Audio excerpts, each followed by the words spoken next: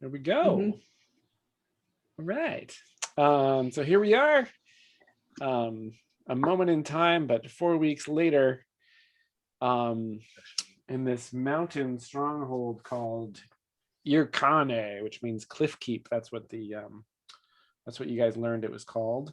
Can you spell that? Irkane is Jyrkane. Thank you.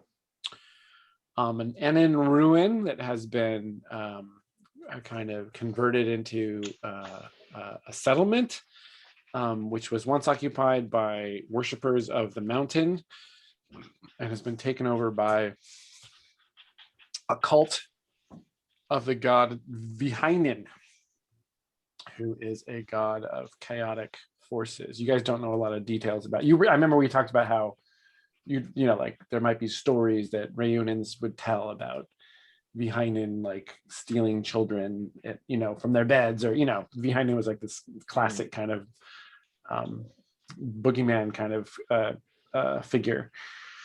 And these people who now have taken over this place apparently are adherents of this god, and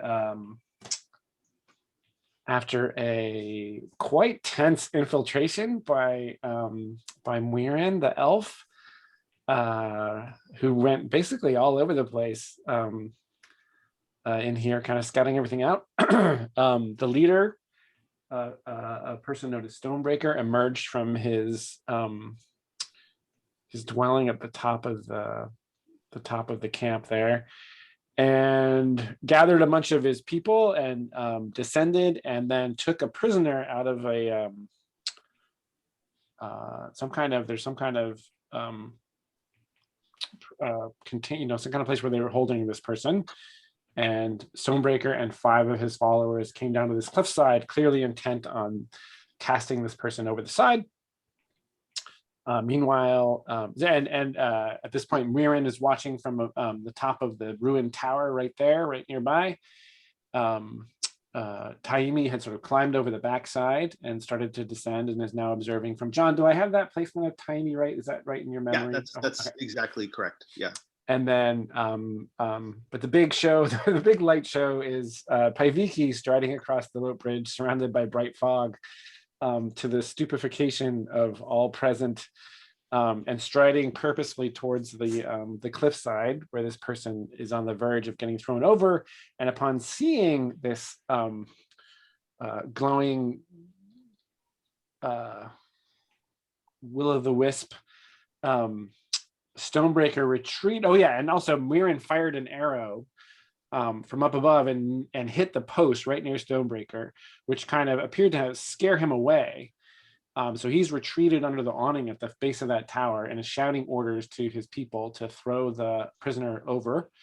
As Paiviki sort of strides towards them, Paiviki noticed that Stonebreaker has like a wicked-looking iron dagger in his hand. That appears to be his only weapon. And I should say, Jan, that Paiviki is senses that the fog is about to disperse. If you recall, it had duration 1. Oh yeah.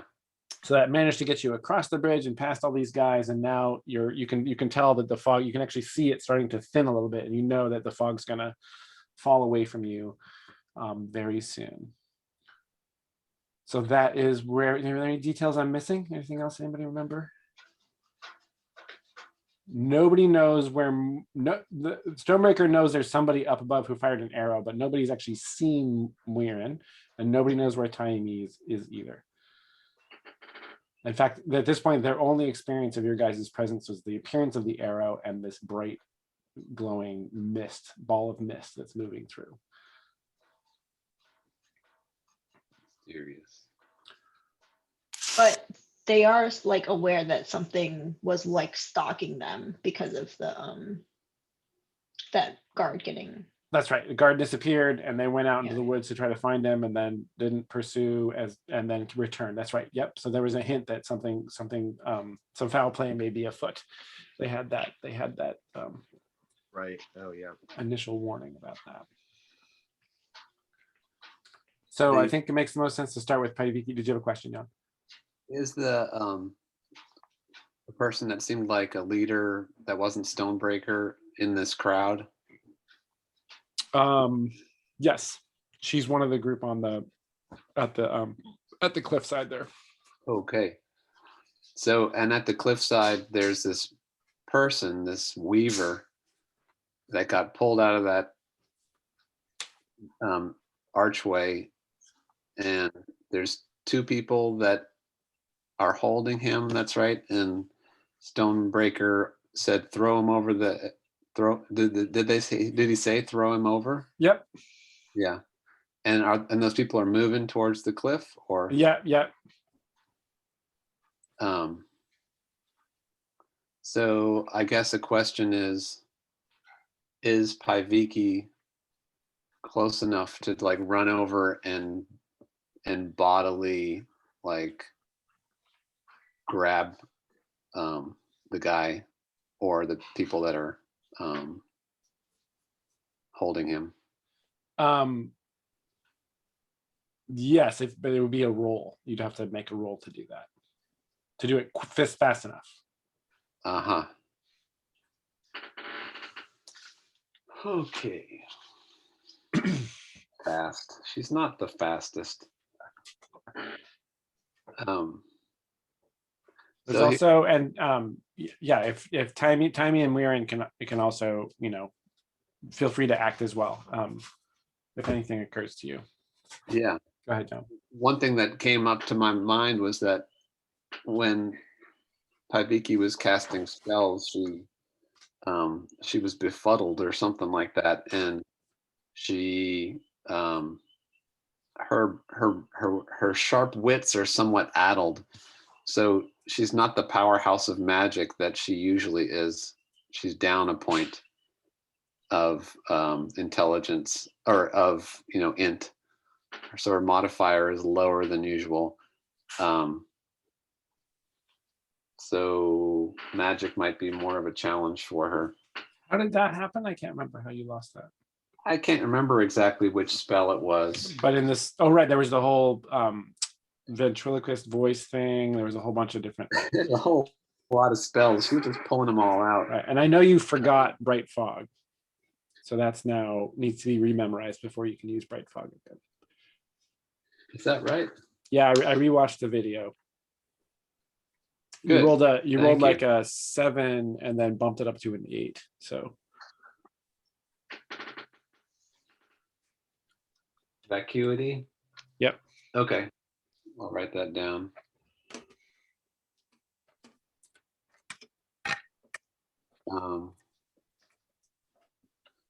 So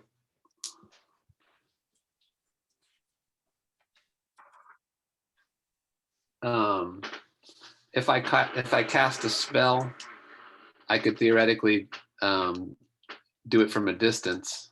yeah. And then I wouldn't have to run up to them. Yep. And right now my magic power is 5.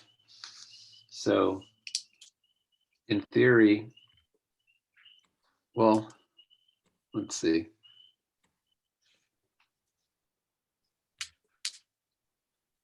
How much power would it take to use Weave of Force to like hold those? Actually, to stop them, to like kind of lock them in place. Well, I just remembered, or to maybe more appropriate in this moment, like to cast Lock of Mud on, like, maybe on multiple people. Maybe just, I don't know, maybe just one would be better, but on multiple people. So multiple people will increase the power. Yeah. So they're nearby. That's one. They're a few targets. That's another one. Yeah. I assume so. If it's that kind of thing, you'd want it to have a duration of just one, right? It's not just like a momentary thing. Sure. That would be 3. And then I think depending on the spell you wanted to, the effect you wanted to create, that would determine our effect level. Yeah, I mean, I was thinking something similar to what the sorcerer did to me, which would just have like the mud, Lock in place. the soil come up around their feet and just hold them there, so that they couldn't go anywhere. Yeah, so to lock them in, so minor. I think that would be a moderate effect. To like, well, let's see, you're not paralyzing like their whole body, right? You're just sort of keeping them from moving. So it'll be 4 or 5 power, I guess. I'm gonna say if it was multiple people, it would be 5, but if it's one person, it would be 4. Okay. Let's do one person, and I'll do it to the guy who they're trying to throw. I'm gonna lock him in place until I can get closer. Okay. And just kind of like do it, and then just keep sort of striding forwards. Okay. Got it. And so that I get close enough. But just the first thing is just lock him in place. She's been practicing that mud trick on herself back in Rayuna. Yeah. So that would be a 4. 4 power. Yep. I could use 1 extra for a bonus. Well, your power is equal to your current level plus your your intelligence modifier.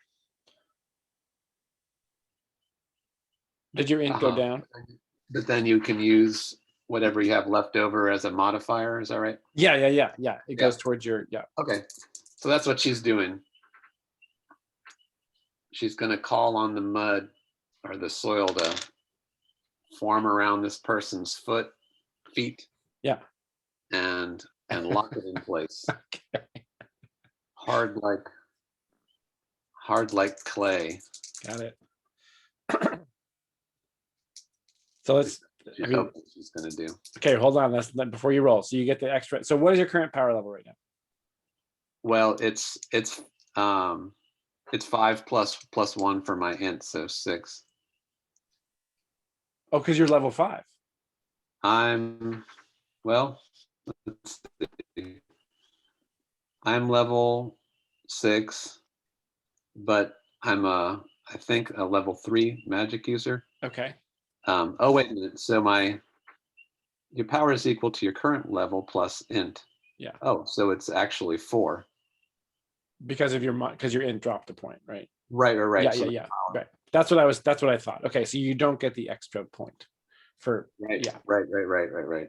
I see. But when you roll, you do get your int modifier on the roll itself. So if you're at +1 int right now, you do get to add that to your roll. I see. Yeah, I forgot that the power would go down when her intelligence went down too. That's actually, she's down 2 points in a way. Okay. Right. Yeah. I'll give it a shot. All right. You get +1 on this roll. Okay, here we go. Oh dear. What'd you get? Dear. Okay. So I rolled a 3. +1 is 4. So that's a disaster. The spell fails and you forget it, but someone or something nearby suffers a permanent affliction. Ugh. All right, if I bumped it up with luck. To 5. Spell fails and you forget it, but arcane forces temporarily warp reality for the worse. Oh gosh. I mean, that one option where it does an infliction, it's on an ally, right? Because that doesn't seem like it would be a bad option as a Yeah, that would be 6. That's on a different target. I can only bump it to a 5. Yeah, but John's saying on a 4, it affects someone or something nearby, which might be you or an ally. Which might be you. Okay. But it's not just misdirected. They suffer a permanent affliction or alteration of the judge's choosing in proportion to the spell's intended effect. Yeah. I don't want to be locked in mud for the rest of my life. Yeah, no, I didn't catch that. It was and you. If it was not going to be you, I was like, well, there's no one around. Right. go for it. It says which might be you or an ally. It doesn't have to be you or an ally. In this case, I'm thinking in my head anyway, because you're casting it at these people. I think, I guess just so you know what you're getting into, I'm going to say that if you did choose that, it would be a permanent affliction of the person you're trying to save. Oh. Like it would permanently, I think it would turn his feet to mud. Oh God. Well, yeah. So I'm just letting you know that if it goes with 4, so it would the spell fails if suffers a permanent affliction alteration in proportion to the spell's intended. Yeah, so I think that's what would happen in that case. If you bump into a 5, arcane forces temporarily warp reality for the worse. So for the worse in this situation,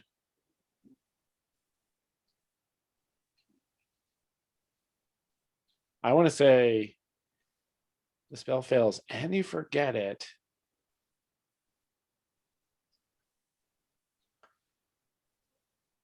In that case, I would say the rock shelf that you're on would crack and the whole thing would become unstable, like that whole because you're reaching down into the earth to pull up that dirt. So it would actually crack the rock shelf there, and that whole precipice would then be unstable and prone to toppling into the void. But from me over to all those other people that are standing there, or just where I'm standing? Oh, where you're aiming at them, so it would be that whole thing that they're on. It would be like basically this whole section. Right. Jeez. Or you know what? So this is the dude. I didn't actually draw the dude in there. Yeah. The dude is like between these two here. Okay. So that was a fet. he's got a wide like linebacker shoulders. So actually, I'm going to say, looking at this drawing here, I'm going to say the crack would be here. It would be this whole section here. So it's kind of like right where he is, which is makes total sense, right? You're going for his feet, and it would just, that whole thing would just crack, and that whole, so he might have like 1 foot on, 1 foot off, the guy you're trying to save, but that whole thing would then be on the verge of toppling. Yeah, I guess that's what's happening. It makes me wish I hadn't messed around with magic so much, but you just came out of the cloud, your eyes are adjusting, you're seeing that, where the guy is who's in trouble. You reach out with your mind, or however you do that, to like pull the dirt up to his feet, and you go too deep and you grab the rock, and it's just like and the whole thing, like a crack, shoots between his legs up, and the whole thing shifts, and everybody like stumbles to like grab their balance. Somebody grabs onto the pole that has the arrow in it, and yeah, the whole thing is gonna go. Muir and Taimi, you guys do anything? Once Taimi hears the order to throw him off the ledge, I think that is like what seals the deal for her. Because in the stories, Vahainen, there's all these poems, like he casts them on the rocks, or topples them into great holes. Like that act of throwing someone down is very like encrusted in Vahainen storytelling. And so that really seals the deal in her mind that this is the real Tabasco, and she's got to do something. The real Tabasco. Yeah, none of that fake, Texas Pete's hot stuff. We're talking real authentic real Tabasco. Louisiana Tabasco. How about you, Muirin? Yeah. Well, yeah, she's gonna figure out if she's more useful higher up, or if she needs to. So sorry. So the green guy on the red line is about to fall down the cliff. He's got 1 foot on and 1 foot off, and he was the person who's holding him he's got a person on either side holding him. So facing out into the void, the person on his left is holding him by the arm, and that person is going with the chunk of rock that's falling. The person who's holding the other arm is actually standing on ground that's stable, but he's still holding onto the guy's arm. So the guy's kind of like caught between those two. So maybe all of them are going to go, right? Like maybe when the But Tyviki is currently safe on. That's right. Paviki has created the problem, but is not directly impacted by it. Oh, okay.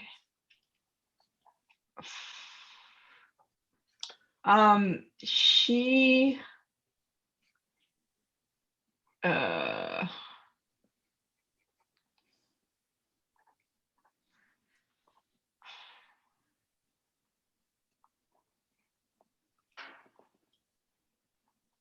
Well, do you think she's fast enough to run and run to the green guy? Well, let's see. You would drop out of the tower, bounce off that awning. I mean, you could easily be already doing this, right? Like while this is all happening, Mirren could be deciding, I got to take action, and maybe like already on the verge of dropping out of that tower.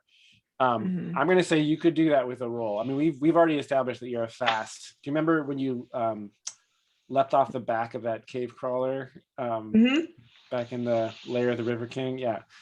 So if your move was going to be to drop out of that tower, bounce off the awning and try to save that guy, you could totally make a roll for that. Obviously, you know what's at stake because you're charging towards a cliff face. Yes, absolutely. And like suddenly I won't be hidden, and right, you'll be revealing yourself, etc. Yeah. But she doesn't want it. Yeah, she doesn't want this rescue to start off on a bad foot. But yeah. So she's gonna run. She's gonna go for it. Yeah, attempting to reach the green guy in time and get him to the not falling part of the cliff. So basically, like the move is get to him and keep him from falling over. Keep him from going with the rest of the group. Okay. So plus, this is like a dex saving throw, probably. That is exactly right. Okay. What's your dex? It's 2, and I rolled a 10. Oh, Whoa. Oh my God. Okay, so I think what happens is as the fog is fading, all this commotion's happening. As Paviki is like reaching out towards that dirt, you're like in midair, falling down off that tower, right? You hit the awning. Pop, like, do you do any special acrobatic moves as you pop off the awning, or is it just like yeah, I guess it's just like a somersault. Okay. A plain somersault. And remember, you have a featherlight step because you're an elf. This is, you being an elf is essential to you being able to pull this off. You bounce off the awning, do a somersault, maybe like hit the ground, in a tumble, right? Because and then come out of that leaping at the guy. So at the same so at that point the crack has appeared in the stone, and the whole thing just kind of like schlunks to one side just as you lunge. And are you grabbing him, kind of coming at him from behind? He's got his arms in the hands of the people on either side of him. Are you like grabbing him around the torso? Or are you like, how do you picture holding on to him?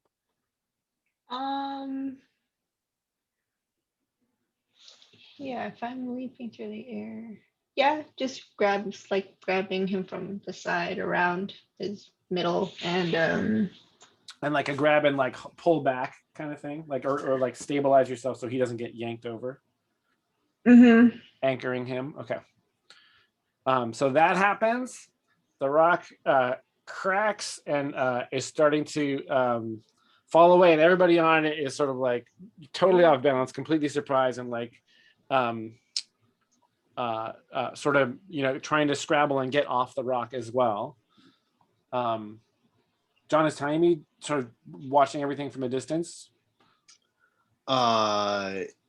Yes. Okay. I think that she was lining up a shot, and then the rock started cracking, and she was worried about hitting the guy. I mean, she probably can't see the detail too much, but she can tell that there's a silhouette of two people holding one person.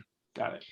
And so she lowers her bow, waiting for things to stabilize. Okay. I have my eyes on those three silly boys back here by the tree. Yeah. What are they doing? Actually, from your perspective, you just see them kind of. Oh man, it's impossible to move this thing around. What am I doing? Ah.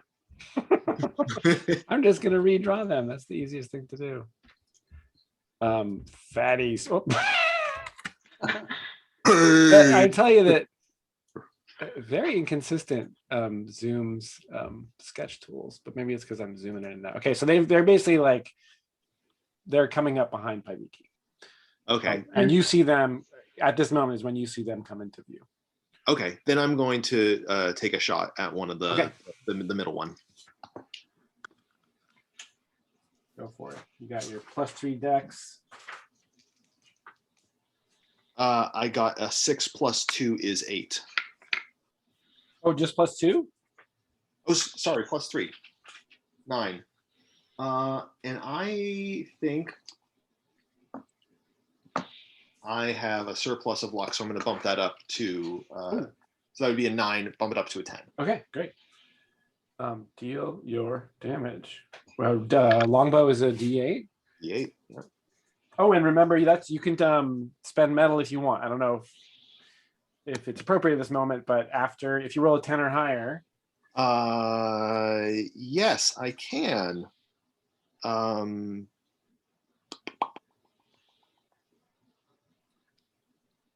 I am going to, gosh, because I now have as one of my favorite weapons. Actually, no, but it doesn't matter if I'm using my favorite weapon with like revel in battle and stuff, right? Anything you do with your favorite weapon, you can spend metal to add to the roll. But when you roll a 10 or higher, like you just did, you can strike hard, strike true, or handicap the person that you're attacking. Your strength modifier is, what is your strength modifier? 0? Yeah, it is. Yeah, so strike hard wouldn't really help you out. No, I think I'm going to do strike true. I think I'm going to do strike true. No, I'm just looking for my own sake. Like, I'm realizing that I don't need to use my favorite weapon to do revel in battle. Oh, that's right. Yes, that's correct. Sorry. Okay. I'm going to roll my D8 and I'm going to do strike true. Now, this guy's not wearing armor, so actually you might want to save that metal. Okay. That lets you ignore armor, and you don't have to worry about that in this case. So maybe, yep. Okay. 7. Where do you hit him? I would, because he's going. He's going down. This is a big distance. I don't know if Taimi has. I don't know if she's that. I don't know what you would think about her being that good of an archer, but probably just in like the torso region. Okay, great. So there's a little bit of like a, you're trained on the rock that's crumbled, and then those guys come into view behind Paiviki, and you immediately shift over, and then you have to like adjust a little up for the arc of the right to account for gravity. Maybe there's a little bit of wind, and then there's a feathered shaft sprouts from that person's chest, and they tumble back. Maybe Paiviki throws a glance over her shoulder to see what just happened. Muirin has locked onto the guy, has got her feet in the ground as the thing topples away, and Paiviki, actually, I'm trying to think, who has the lowest luck? I'm down to 9. Okay. Yeah. Is that lower than everybody else? Yeah, I'm 11. So Paiviki, make a luck roll to see how many of these guys on the rock thing manage to get off the rock thing. So if you roll poorly, at least one of them's going over. But if you roll poorly, like 3 out of the 4 of them will get off the rock before it goes. Okay.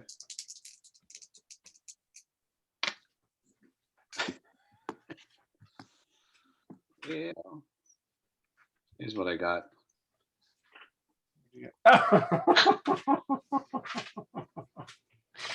All right. So the one that goes is that guy who is furthest away, right? The guy who's right near the edge on the corner there.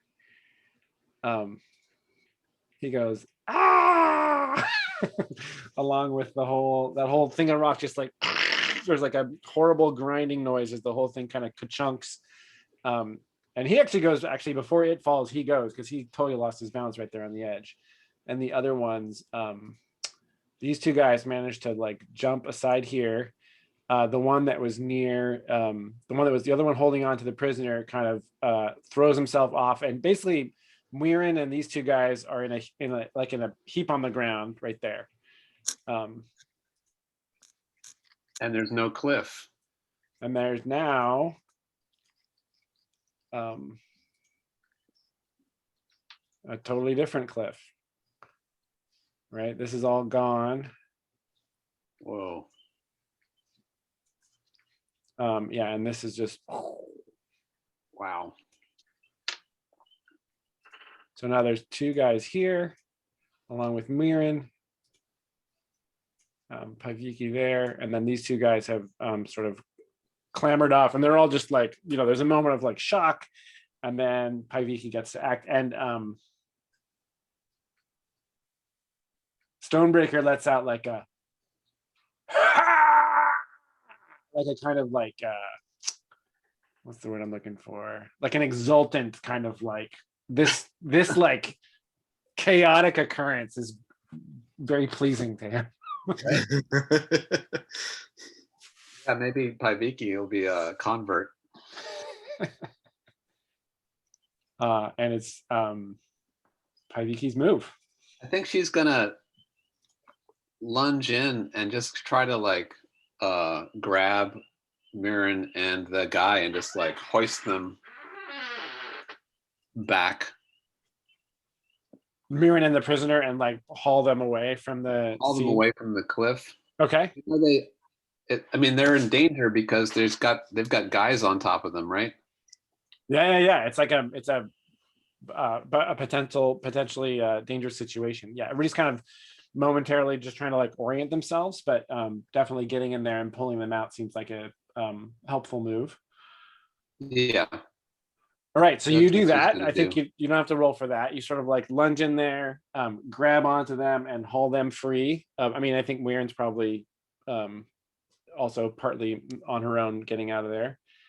And those two guys on the ground are collecting themselves. Yeah, go ahead.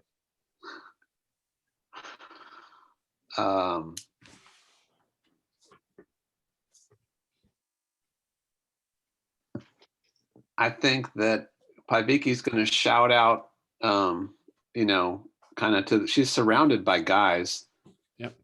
And she's just going to shout out to them, the spirit of the mountain will not let you kill him. Or by the spirit of the mountain, I will not let you kill him. I'm not going to be presumptuous. For the spirit of the mountain. By the spirit of the mountain. By the spirit of the mountain, right.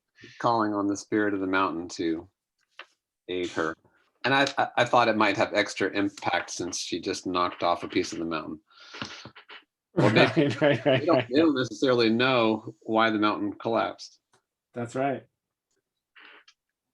Ooh. And she's just what? Oh, she's just kind of hunker. She like goes into like hunker down mode as soon as she pulls them free, and she's just ready to like go at it hand to hand with like anybody who comes towards them. Okay, and so she's, as far as they can tell, she's unarmed. Yeah. Right. She's got her. She's just got her bare hands. But she's like ready, and she's ready to kick anybody off the cliff or wrestle them or whatever. Stonebreaker says, get her! And those two guys that you're facing, who's the third of their number was just taken out by an arrow from an unseen source.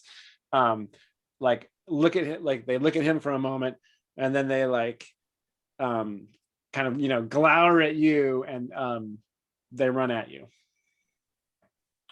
And they are armed with knives. Oh, one of them has a knife, the other one has a like a sturdy tree branch with some nails driven into it. Can I just I think that she would just kind of like run at them and try to like tackle them and like knock the one guy into the other guy, kind of like you know, try to like duck under and just like topple them over. Okay, like run at them, get under one of them, and push the other one. Yeah, push them, take them both out, knock them both out, or yeah, get them both on the ground. Get them both on the ground, like knock them potentially towards the edge so that they have to worry more about that than, you know. Okay, now before you roll, let's see. So that's going to be a fight roll, sounds like. You're going right at him. Muirin, are you doing anything? I mean, so I'm not covered up. I'm not like underneath anyone, right? You, I'm, like, you and the free. prisoner are now sort of, you know, several feet away from the two cultists that were holding on to him. They're, you know, they're about ready to act, Yeah. but in this moment, you and the prisoner are, you know, relatively safe Free-ish. in this instant. Yeah. I mean, I'm gonna see if we can stand up, and I guess can I assess how this person is doing, or like their condition, like He is weakness. Yeah. clearly weak. I mean, he can still move. Oh, yeah, he's in pretty bad shape. Oh. Not like injured, but like very, you know, he's like, he's trying to move, and he's yeah, he definitely would need help to get places. Like when they brought him down here, they basically kind of, you know, carried him down here. Oh, yeah. And so I'm like not super strong, but I'm trying to help him, you know, stand or like. And like, did you want to try to get him someplace? Well, I do wonder if we should just hide behind my thinking. Okay. There's two other guys behind us too, right? The ones that were on top of you a moment ago. Yep. Yeah. What are they doing? Sorry, let me see if I can. They're just getting back to their feet.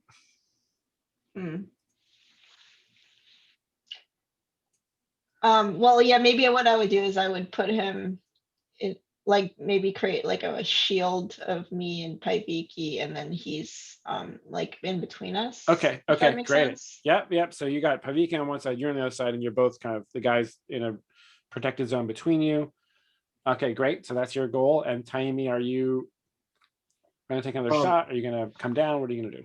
I'm watching them get surrounded, and it's funny that we were just talking about how 6 guys with sticks could probably take us, and these guys have sticks with nails in them. I would love to. I mean, I've heard his voice enough times that I feel as if Taimi could confidently pinpoint that Stonebreaker is there. So I would love to like, oop. Yeah, just go boop, boop, boop, boop, boop, boop, boop, boop, boop, right there, and see if I can neutralize him. So run down there. Yeah. Okay. Or, you know, is it what's like this area like? Is this area lit? No, that's like dark. Would these guys be able to see? That's totally dark. Okay. I mean, there's these two guys. You see those two guys that are near the edge of these guys right here? Yeah. You know, they could potentially hear you, but their attention is, there's like all this chaos. Their attention is completely on Paiviki and Muirin. So it seems I think you could You're a hunter. You could get through there through the dark Yeah. without having to roll. I think I'm gonna actually like go more towards here because I envision this as being kind of a sloped wall on this side against this kind of That's right. incline or whatever. That's right. So I'd go there and then I'd just like like And then peek around to see down the wall to the corner there. Yeah. Okay, great. So you're doing that, and Paiviki charges these guys. Jan, roll to fight with strength, and you are unarmed. You're unarmed, which is your favorite weapon, right? It's my favorite weapon. Does shouting out what I did constitute leadership, or I just realized I have leadership and there's no guts, no glory, but Right. When you bark commands in the heat of battle, you didn't really tell anybody. I to do didn't tell anything. anybody what to do Yeah, besides those other people, and they're not on my team. So okay. And no guts, no glory. You charge into battle with little thought for your personal safety. You can definitely do that. You're definitely doing no guts, no glory. Okay. I'll try it. The way you just described that, you've absolutely, yeah. What's your wisdom? 11. Awesome. So you get you have to burn one wisdom. Okay. And then make a straight up roll. And even if you roll a 6 or less, you get to choose one of those options. So no matter what, Okay. something good will happen. I rolled a 7. Okay, you get to choose 2 things. Oh wow.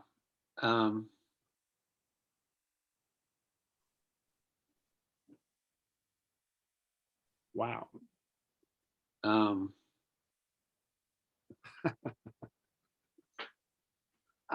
mean, I think that probably the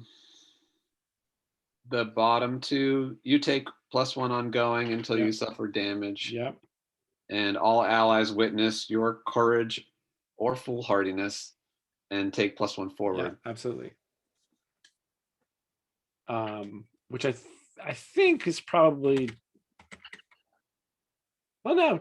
Yeah. Taimi would totally see that happen as Taimi is coming. Yep. So both these guys, when they see you do that, it'd be like, I think he's going for it. So Mirren and Taimi each get +1 forward. And until you suffer damage, Paiviki gets +1 on all of her rolls. Okay. And before you roll to fight, are you going to spend any metal to add to that roll? Yeah. I don't want to bottom out again. So yeah, I think so. I'm a little confused just to game clarity. Yeah. So I'm this dual class. Yeah. Dual class. But I don't know. So I'm level 6, but am I level 3 as a fighter and level 3 as a magic user then? At what point on the front of your character sheet have you been tracking that at the top where it says level? I think so. All right. Because there should be 2 different numbers. And yeah. What are the I wrote down level 6 and I wrote down level 3 here. Okay, so for magic user. I mean, it would. So that means you became a magic user. Yeah, when you go up, both of your levels increase. So that means you became a magic user when you were level 4, right? Because 4, and then level 1, and then 5, 6. Yeah. So your metal is 6 plus. It's your current level +1. You have 7 metal if you haven't spent any recently. Oh, okay. So the both of the so I'm a 6th level fighter and a 3rd level magic user. Is that right? Yep. Okay. All right. That seems like a lot of metal for somebody who's been spending a lot of time reading books. I think Paiviki spent a whole childhood wrestling with people. No, I know, but just in the last few months. Yes, that's true. You have not been doing a lot of physical shenanigans. Yeah, I'm just wondering. I don't know if you want to consider making it so that multi-level people have to choose. But anyway, Whatever you say is fine with me.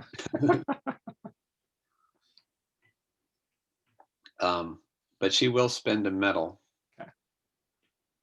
So that she's got a +2 on her strength. So that maxes you out. Plus That 4. maxes me out. Yeah. I'm gonna duck, Slam. slam, and knock him into the other guy. Knock him into the other guy. Yep. Oh gosh. Well, I rolled a 5 + 4 9. is 9. So you'll do it, but you'll suffer damage Yeah. unless you want to spend a luck to.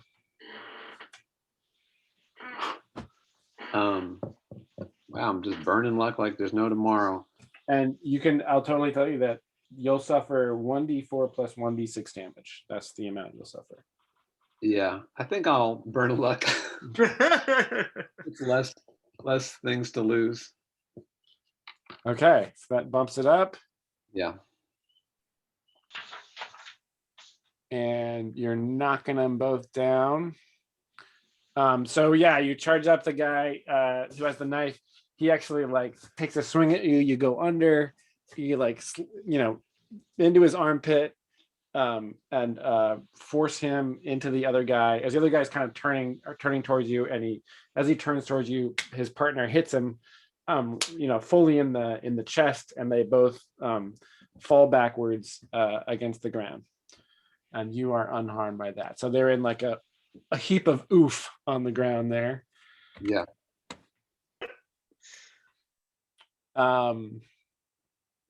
And Mirren, those two guys that have gotten to their feet, gosh.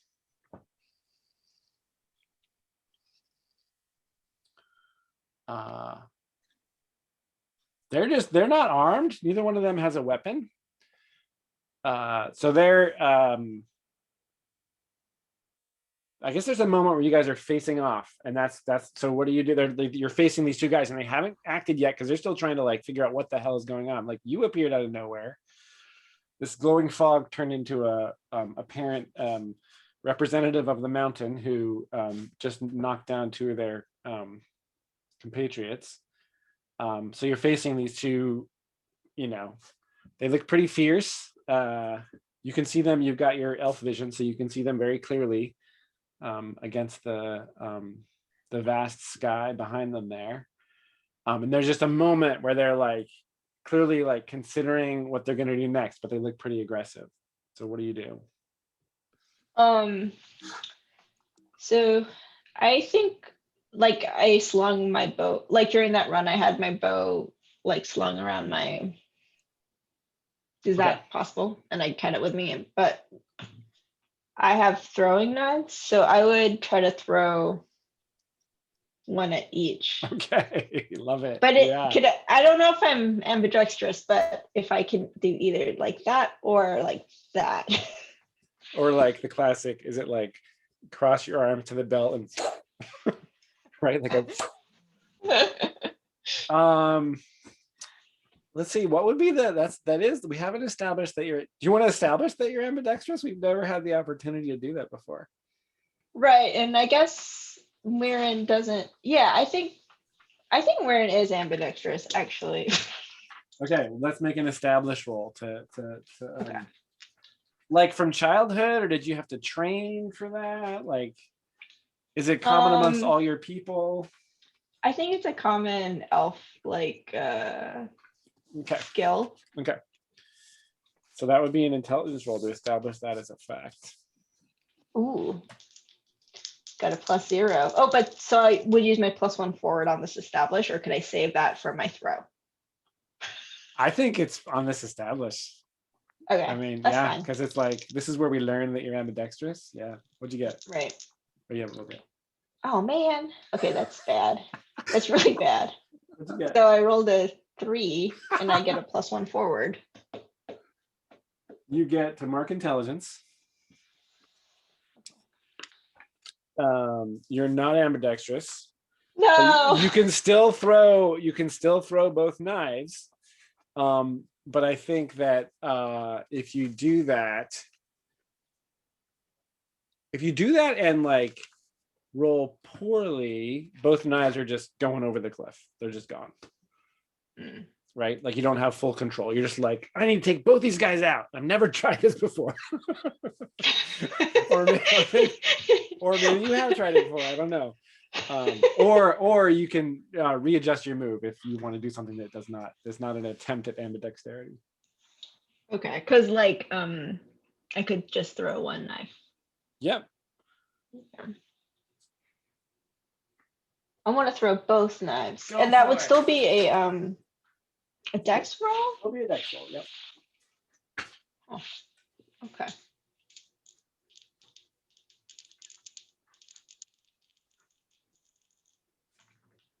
Okay, that's slightly better.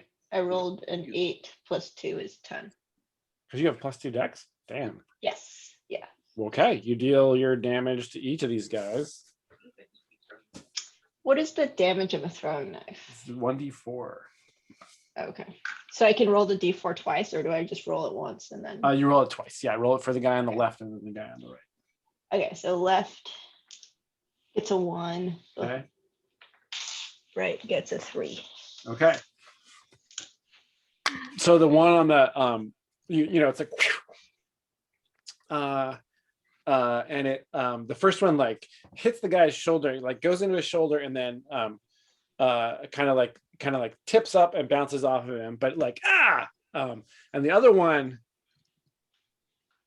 like, you know, solidly goes into the guy right in the upper body, just like chunk right into him, and now he's got a knife sticking out of him. So they both are like, you know, and they're not going to like charge right at you for another moment, because you've effectively like, you know, kind of held them off for a moment, because they both were not expecting that crazy non-ambidextrous move. And that's the moment when Taimi reaches the corner of the building and peeks around and sees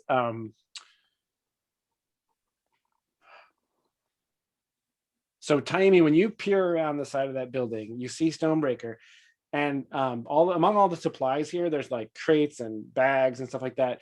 He's grabbed a ceramic bottle, and right as you look around the corner, he like smashes the neck of it off on the side of the tower, and like goes and like it's clearly some kind of alcoholic drink, and he's just like, you know, it's just like pouring over out of, you know, it's pouring across his upper body as he like guzzles it down and then like throws it on the ground. Yeah. And then like you know, all of his attention is on Paiviki. Is there room behind him to sneak behind him? Like he's underneath the awning, and his back, he has the building behind him. Like, how much space is between his back and the building? There's like a couple feet, but there's like stuff piled up there against the wall between you and the space behind him, right? Like the supplies that are under that awning are kind of like in a big heap.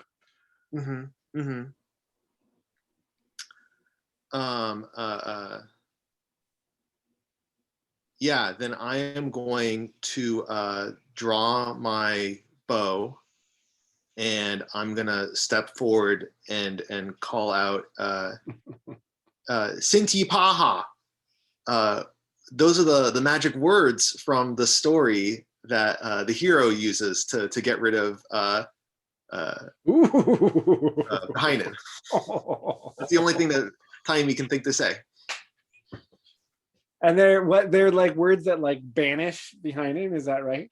Yeah. Heinen in one of the stories appears to a child on the cliff and offers the child like, you know, great treasure and stuff, and then the kid's like, no, be gone, and he's like, are you sure, because you could have everything? He's like, no, be gone. Sinti Paha. Oh, that's great. And what is Taimi trying to accomplish by saying this? Just like I'm wanting to catch his attention. I think she maybe like 50% knows that it won't work. You know what? No, she's smart. She thinks 70% that he won't be affected by the words, but she is banking on the fact that he will, like, that'll draw his attention, and then she'll have like an arrow trained on him. Okay. Well, it definitely gets his attention. He's like, he does that. He like throws the bottle down, Sinti Paha, and he was just about to charge at Paiviki, and he ah, and he turns around and he wild-eyed facing you and sees the arrow. He's got his iron dagger held this way in his hand, like Yeah. for stabby stab, and like he turns and he like faces you with like a snarl. I drop your weapons. All of you, drop your weapons. Ah! He comes running right at you. All right, I'm gonna Take the shot.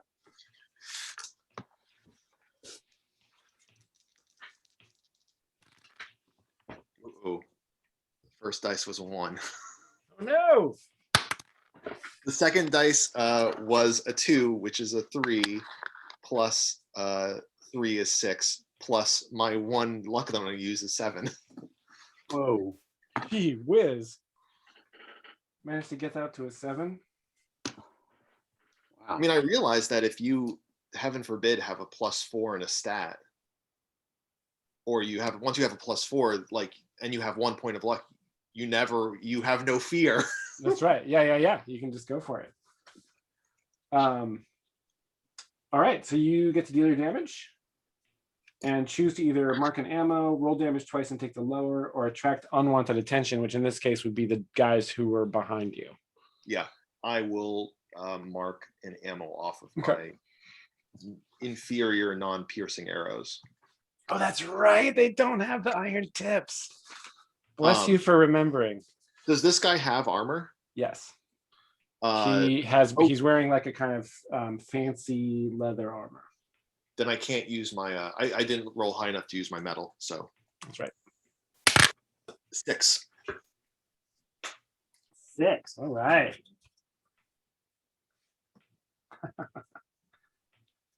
Okay, so he comes running at you and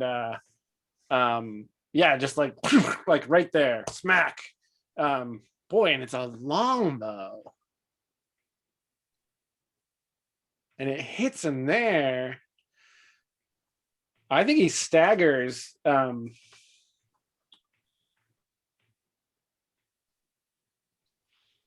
Yeah, so it just nails him right there. He stumbles. The force of it pushes this part of his body back. He stumbles, falls to one knee with his knife on the ground, and like looks up at you. And then Paviki's turn. All right.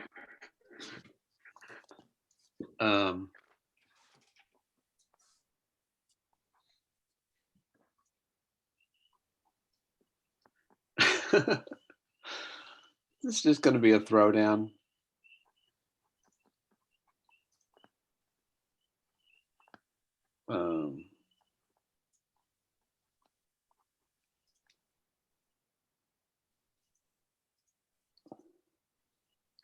So, yeah, what happened to the 2 guys that I knocked over? They're currently in a heap. They're in a heap. Yep. Okay.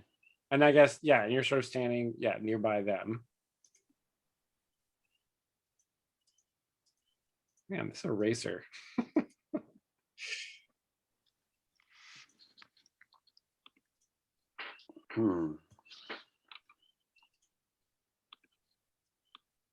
Yeah, so you're there. And you see, look, you're turning towards them, and up under the awning, you see that interaction between Taimi and Stonebreaker. And you're probably also aware of, you're like, is Moira ambidextrous? Couldn't quite tell.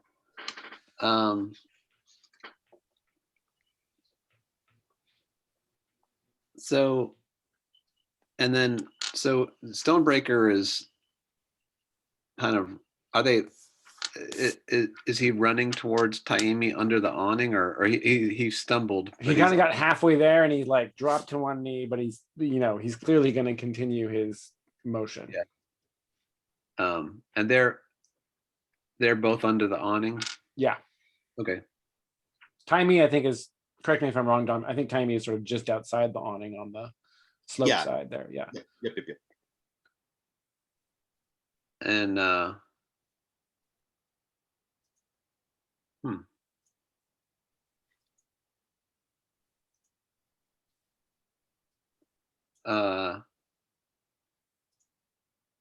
I think Taibiki's going to pick up the guy. Is she close enough? Pick up the guy that was between her and Mirren and The prisoner. the prisoner guy, Yes. Weaver. Yeah, and just kind of carry him out of the fight Okay. and put him down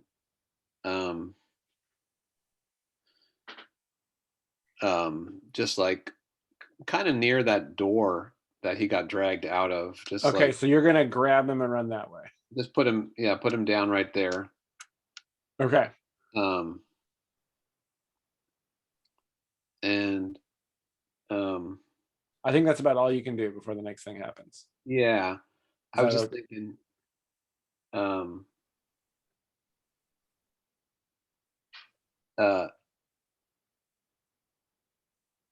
yeah, that's fine. Okay. Go ahead. So you the guy's like looking around, and then all of a sudden, poof, he's off the ground. He's quite easy to carry. You're a big, strong person, and you dash up those stairs and run over that way to carry him out of harm's way. We're in these two.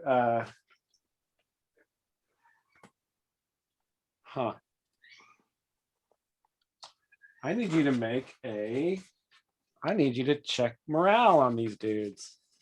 You just one of them just got knocked down to half his hit points, and so you need to roll to see if he's gonna keep fighting. Okay.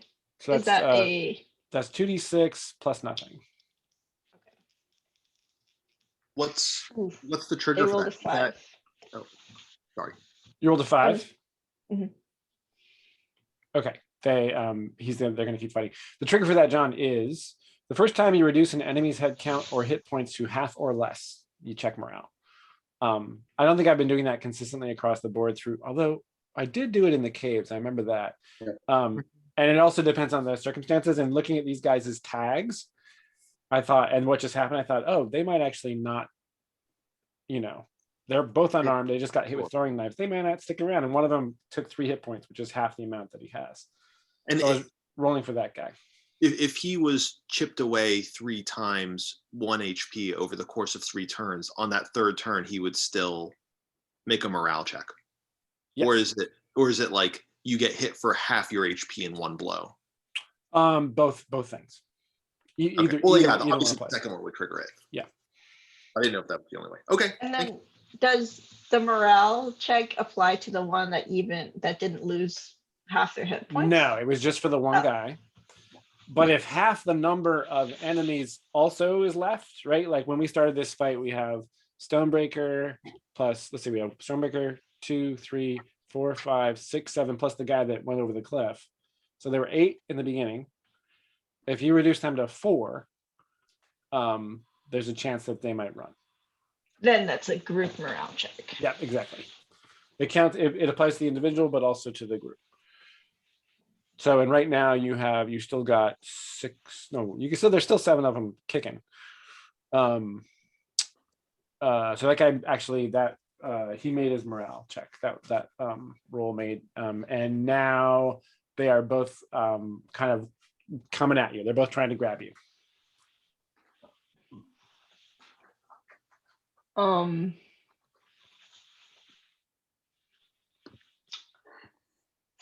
Are they arm's length, or can I use my bow?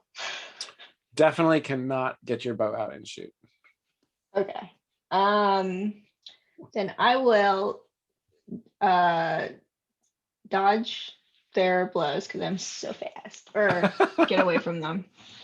And I guess so. They're still near the cliff. I would.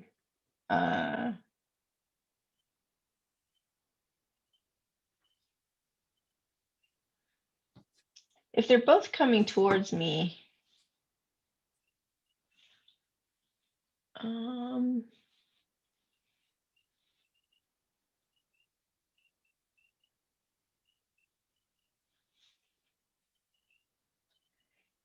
Can I do like a sneaky evade, like sweep kick, and then maybe like trip one into the other? And Like a knock them down, and the end goal being get them on the ground and go someplace, or yeah, like the end goal is evade. So sort of like bumble them into each other so I can follow Paiviki. yeah, if there's a way you could describe that, that would be, so that sounds like a fight roll Yeah. because you're Oh, that's a actually fight roll. engaging Okay. them physically, so that would be strength. Hmm. Unless there's a way you can envision there being something particularly, if you can describe, you know, the dex angle there. Yeah, I mean, I guess because I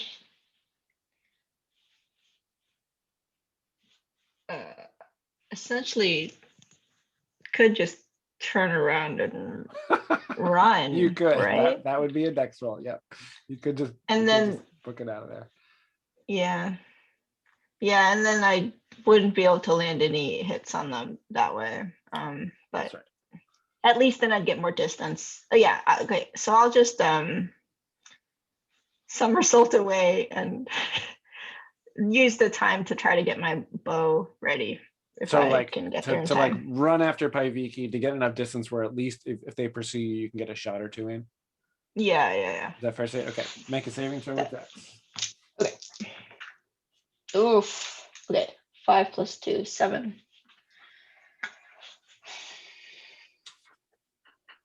I think that what's going to happen is, so you turn, you dive out of the way, you do a little somersault, you run, and they're like pretty close behind you, so you're not going to be able to get your bow out. Okay. So, but you're running up to where Paiviki is. You've got them trailing after you. Taimi, you are aware. So, Stonebreaker has dropped on a knee, but is still intent on you, and you're paying attention to that. But a glance over at the other two guys, and they're now coming at you too. So there's those two dudes on the far side of the cliff there are coming at you as well. I'm gonna yell last chance, Sint Yi Paha.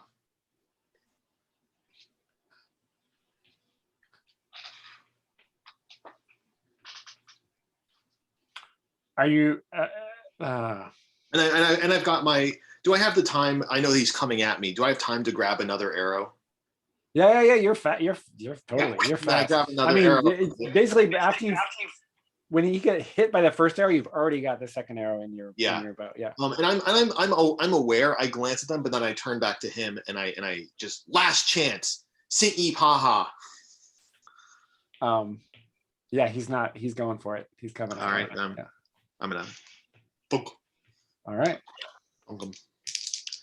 And now I'm going to be smarter about the game mechanics and spend 1 medal beforehand to add +1 to my roll. Okay.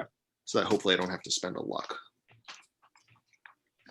So that's, and I can't go, even with medal, I can't go beyond +4, right?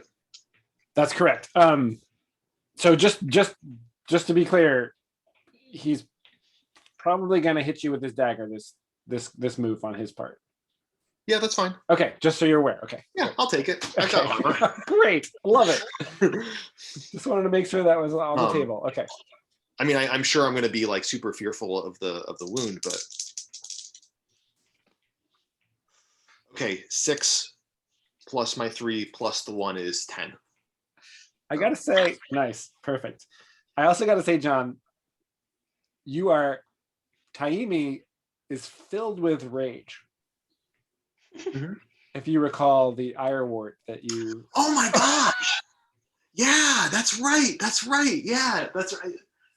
So whatever else, like I love this tapping into the childhood. Maybe there's like that fear of childhood that's being turned into anger and fury, but like right now, Taimi is just like boiling. Thank you for reminding me. Yeah, I wasn't role playing that, but I think I just retroactively, I think just mounting rage and fear on top of, and maybe that's what's getting her to like actually think that magic words from a childhood story she's not thinking. She's definitely not thinking straight. Okay. Yeah. Okay. Great. Deal your damage. Go ahead and deal your damage. I will use another. Ooh. Well, in that case, especially now, she's going to like just really be going for the proverbial. So I'm going to use another one to strike true, which is going to ignore 3 points of armor. Great. 3. Well, 3 is better than nothing. Yep. So that first one was there. He's coming at you. You managed to get off that the second one, and it sort of hits him lower, but also in the upper body. So he's got these 2 arrows out of him, and he swings down with his really nasty looking iron dagger. Ugh. And you take 1d6 plus 2 points of damage. Ooh. Is armor? Yep, armor's on the table. Armor works. So you roll a d6, add 2, and subtract your armor. What'd you got? I rolled a 1 plus 2. And I actually have my chainmail plus my 1 armor from my fighter move, second skin. No way. So I take nothing. Dude. Does So you just daggers have piercing? Or does his dagger have piercing? It's too gnarly to have piercing. I mean, I think a regular dagger does have piercing. Yeah. Oh, did you say piercing? Or no, you said armor. Yeah, and you do take 1 point of damage. So 1 point does get through because of the dagger does have piercing. Yep.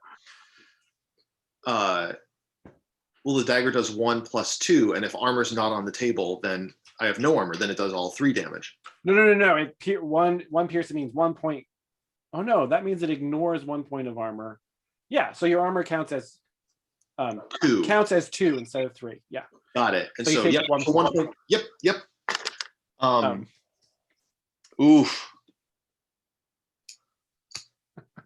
Yeah, she looks with wide eyes down at the wound. 1 point is not a tremendous wound, but yeah, the idea that this dagger of Vihainen has like pierced her skin is like making her even more like panicked and like angry and great.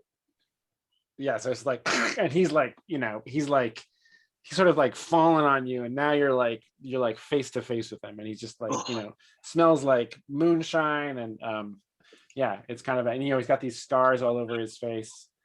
It's a nasty moment. Those other guys are coming up behind you. Paiviki.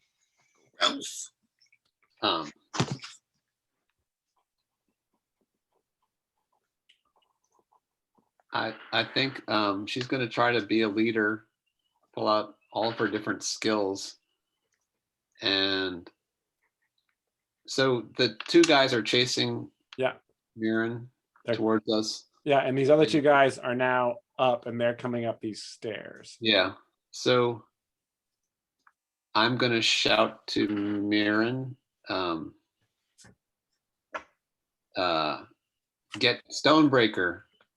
I'll take care of these guys.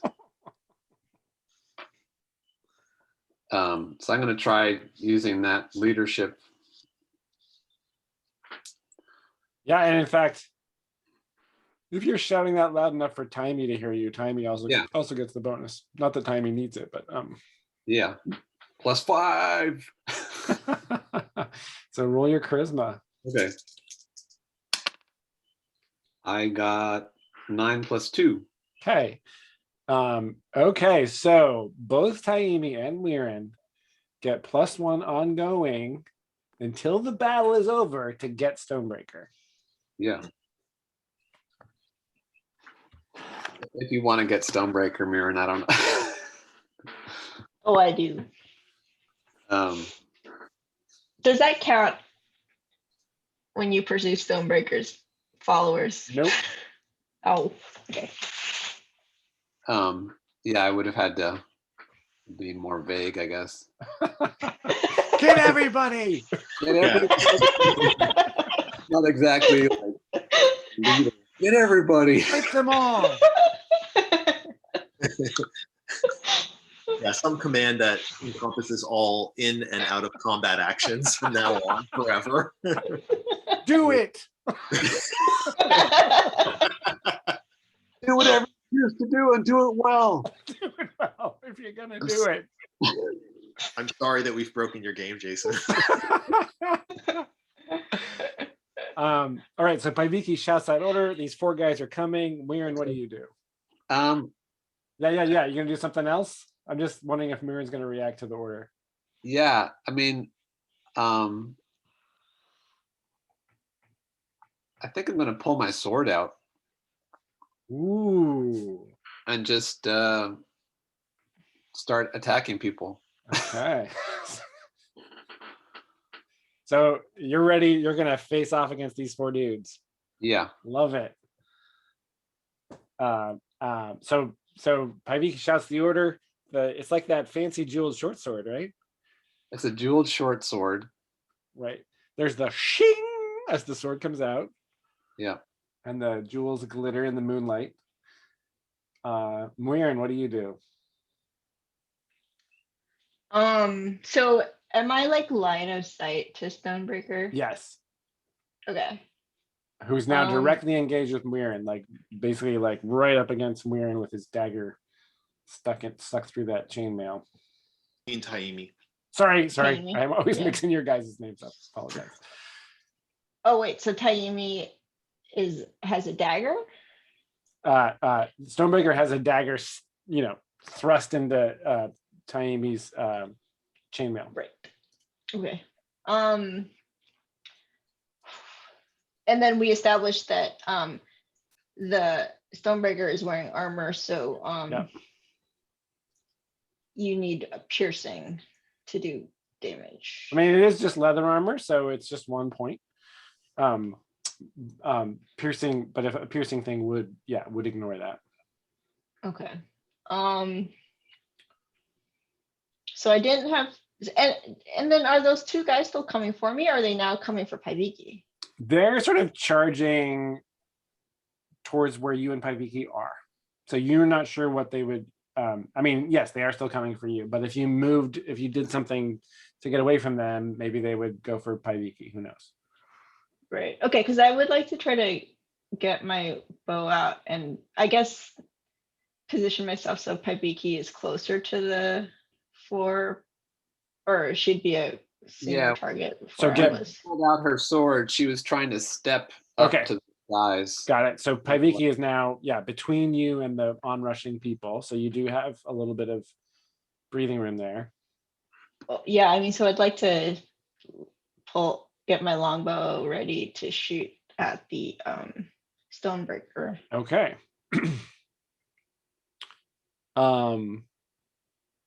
Great. Yeah, and you can. Okay, so you step back. The prisoner guy's lying on the ground. Your bow is unslung. You've knocked an arrow. You're aiming at Stonebreaker, who's right up against Taimi, and then Paiviki engages these 4 people. So what does Paiviki do? She's just gonna lay into them, just like, try to. Ideally, just go for it. Just start fighting. All right. Love it. 1 against 4. Let's see how this goes. I have to remind myself. I have to check my my rules real quick, because there is a specific thing about when you're fighting multiple combatants, which if it was earlier in the day, I would remember.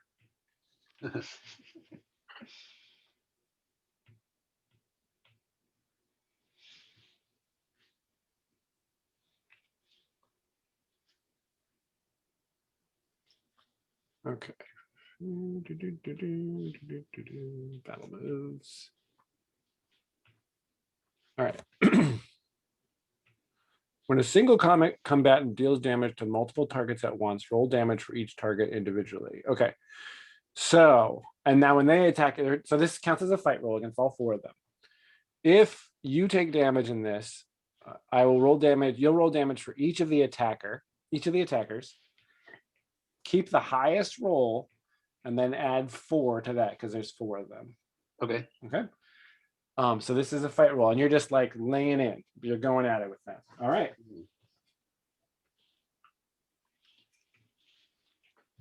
You can't spend metal up front, but if you do roll a 10 or higher, you can spend metal to get special effects. Oh, great.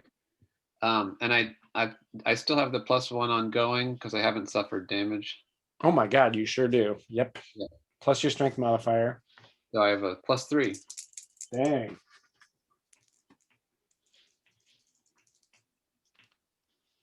All right. I got an 8 + 3. 11. Fancy music kicks in That's right. There's like, on the cliff's edge. Douglas Fairbanks. oh yeah, very swashbuckly for sure. Yeah. All right. So do you want to spend any metal for anything special, or you just want to deal damage? Oh yeah. Something special. Well, that's interesting. What happens if you try to do a handicap and you're fighting 4 people? I think in that case, you would have to do it per person. Yeah. Yeah. But I mean, and you could spend 4 metal to like literally just, like make all these guys, impossible, make it impossible for them to move after you've done this. right. Well, what? There's one guy with a spiked club. Yep. There's another guy with a dagger. Yep, and the other 2 are unarmed. The other 2 are unarmed. So. And the 2 that are unarmed have been hurt by Muiren's throwing knives. Right. I think I'm just gonna attack them all and then spend the metal to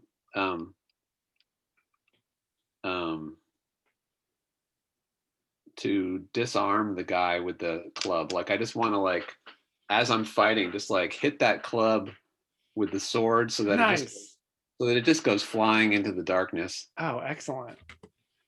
Like maybe the nails get like in there and she twists it out of his hand or Yeah. Fantastic. kind of Love thing. it. Okay, love it. And that is the handicap. Yeah. To disarm him. Okay, great. Yeah. Fantastic. Okay, so and now just deal your damage to each of them. And I'm gonna start with the guys who Muiren already we'll see. We'll have the guy with the club be the last one, right? So you're gonna be like, and then the last one is to like snag that club and knock it out of his grasp. So deal damage. Short sword is D6. Yep. So roll that 4 times and tell me what you get. I got a 2, a 3, a 4, and a 3. Okay.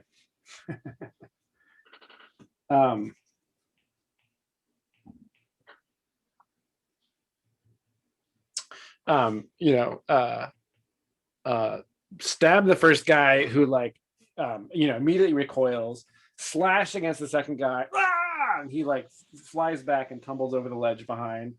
There's like the guy comes at you with the dagger and you like deflect that and then kind of like punch him back with the pommel of your sword in the face, and he like stumbles back from that. And then I think the last one is you do exactly what you described, but you hook the blade into the nails on the club, lever the club out of his hands, and then come backhand with a slash against him.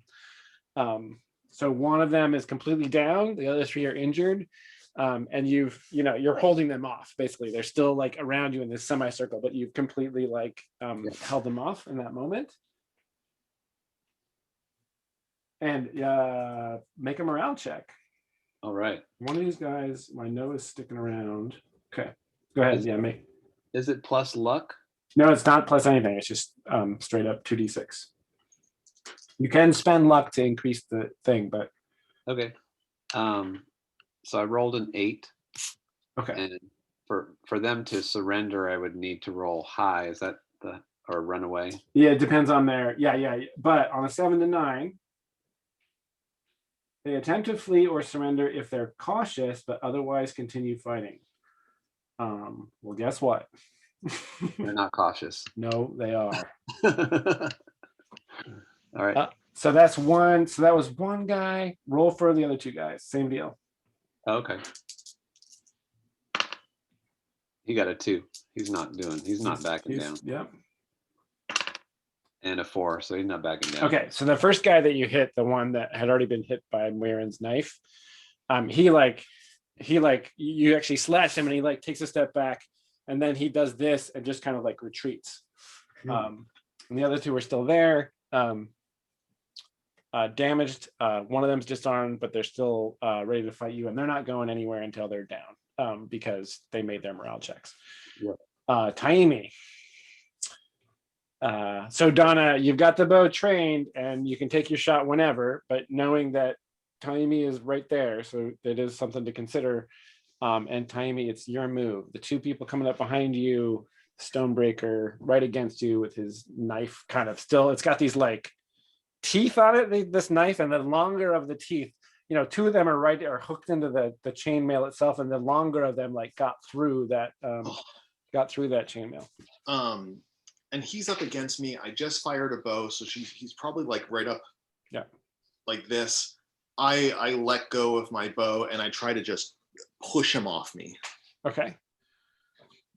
Is there anything else in that move, or is that the extent of what you want in this moment? It's just like I'm pushing him with all of my rage-filled might, so like down to the ground, like however whatever result that gives me. Okay. I think I just want him away from me so badly, and she's panicking about the knife and everything. Okay. Strength, I assume. Indeed. If you used your longbow, you could actually spend metal on this roll.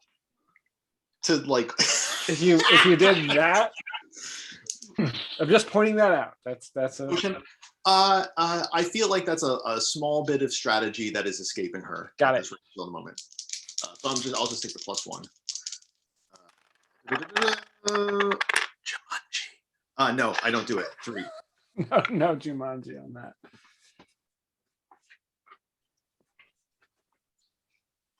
All right. Well, you get to mark strength. Well, that's true. Oh, hot tamales.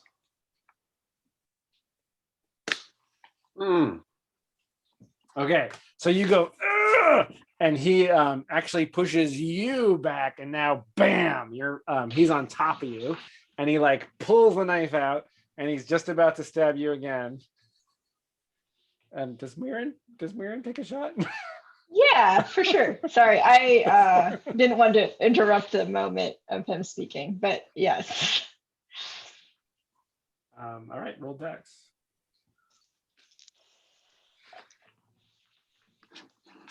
Oh no. Okay. But +1. So I rolled a 7, +1 is 8, +2 is 10. Oh, +1 because of the go after Stonebreaker order that you received. Yes. Yes. You got a 10. Excellent. The excellent leadership. Deal damage. 1d8 for the 1d8. longbow. Okay. Thank you. And then there's no piercing on these. That's right.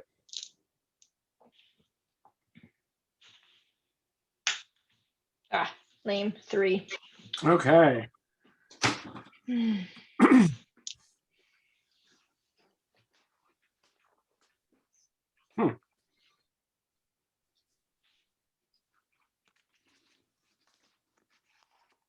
Roll morale. For just this one person? Yep, just this one person. Okay. Oh man, I rolled a 6. Okay. So he's like, ah, and then and like, spittle flies out of his mouth. He's just like a big sweaty mess. But you have like, the shock. There's a moment of shock where he like is struck by the arrow and has not plunged the dagger down yet. Those other two guys that were running up, I guess they don't know. They pause for a moment because their boss is like right on top of their target, so they're not really sure what to do. So they pause. Paiviki.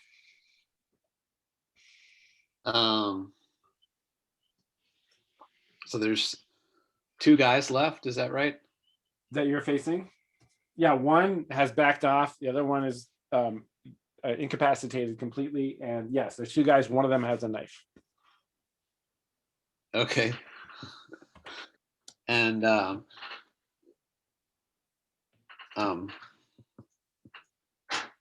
she's gonna take her sword and just sheath it, and then she's gonna come at the guys with her hands, and she's like, "Do you want to die like your friends? Give up now."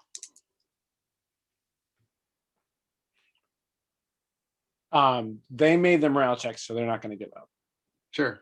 Okay, but that's okay. Great. Just so we're clear that there's not. Give them a chance. Excellent. Yeah. So they both rush you. Yeah, and she's just gonna try to like incapacitate them with her fists. Disarm them, incapacitate them, go at it. Okay. Are you spending anything up front? I'm gonna spend a medal. Okay. So she gets a +4. She has not been hurt yet. Man, So she got a 14. fantastic. Great. So you can revel in battle if you want. Yeah. I think I'm just gonna, just lay into him and like, give him the elbow in the neck and, try to do some damage, but mostly just incapacitate them so that they can't function anymore. Leave them like stunned on the ground. Yeah. So do you have enough metal to spend 1 on each of them? Yeah. Okay. So she's got a +2 intelligence modifier. So, so that's a 2 duration, I guess. Oh yeah. Amazing. Wow. Okay. Yeah.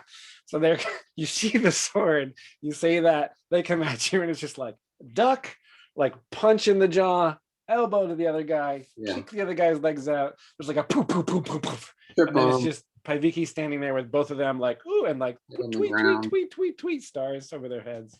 Yeah. Completely out. Duration 2 is relatively long in the middle of a battle, so those guys are definitely down for the count. Taimi, there you are. Sorry, Taimi. Yes. I am trying to. I've been thinking about whether Taimi would just try to like punch him in the neck, or is the way that he's on top of me preventing me from drawing my short sword? Let's see. You dropped the bow, right? In order to, or was it like a one-handed shove? No, I think I just like, again, I envisioned I was like this. Yep. He's now up against me. I just pushed with my hands. Okay, so the bow the bow has fallen. He pushed me backwards. Fell over. Is he like on my like midsection? Because if so, he's probably covering my short sword. Yeah, I think that to get the short sword out would in itself be a maneuver. I don't think that I think that she's just she's just raged, so she's just going to punch him in the throat. All right. So the effect here. Okay, so you're just going to do that to try to. This is a hack and slash. The goal. Well, what's the goal? Damage, harm, actual harm. Well, I think that's the thing. Like, now that you've reminded me about the rage and the fact that she got stabbed and everything, I don't think that she's.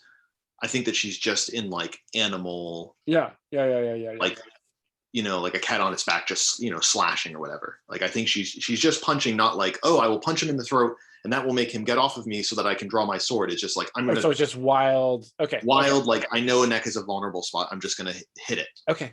Great. Then yeah, he does have that knife, so it will be a fight roll. Mm-hmm. And the desired effect, and it's just like damage. So I think the way it'll work is it'll be. I think you'll only do 1 point of damage to him. Hit point damage, right? But if you roll a 10 or higher, you could actually stun him by spending metal. Sure. Right. So that would be the special effect you could achieve. Okay. All right. I'm gonna Or roll my she could do plus her strength damage and do like 3 points of damage, right? Oh, that's true. Yep. That's definitely true. well, I could if my strength wasn't, 1.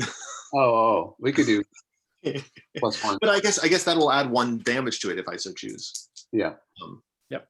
But if he has armor, also this technically. Well, actually, where you're going for it and what you're describing, the armor would not apply because his neck is exposed. So, and you're in the position where you could totally do that. Okay. All right. Here we go. Okay. Nope, I didn't do it. That's a 3 + 1 is 4. Okay, Ah. Mark, strength again, my friend. I happily so. And roll 1d6 + 2 to see how much damage you take. That's a 4 + 2 is 6. And then -3 or no -2 for my armor. is correct. 4. Correct. Yep. Ooh, so that was like a pretty solid. So That's a solid hit. you guys are wrestling around. He pulls the knife out and like, yeah, like into you again. And he's kind of like reared back a little bit, and he's put that in. He yanked it out again. You really felt that one. Yeah. So Mirren, I think that if you wanted to do something, you could do something. You could take another shot if you wanted to, or anything else.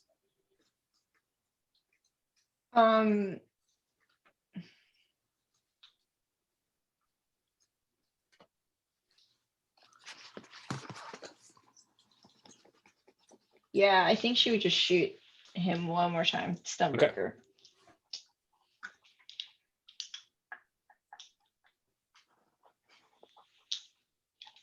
Go for it. Oh, sorry. Yeah. Okay. I rolled a 12.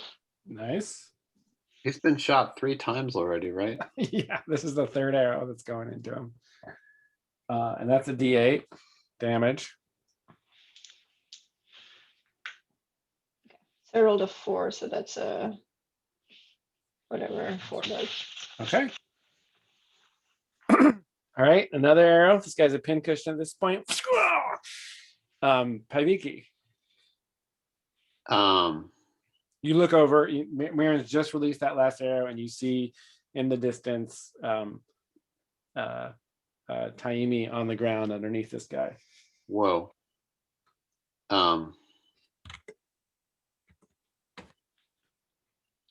I would run over and grab him, just like try to grab his knife arm and make sure he can't hit Taimi again. Okay, so you're not going to be able to get them there in time to do that, to stop this next blow. Okay. Oh, right. Yeah. Yeah, right. It's quite fast. You can get halfway there. You can do something from a distance, or something else.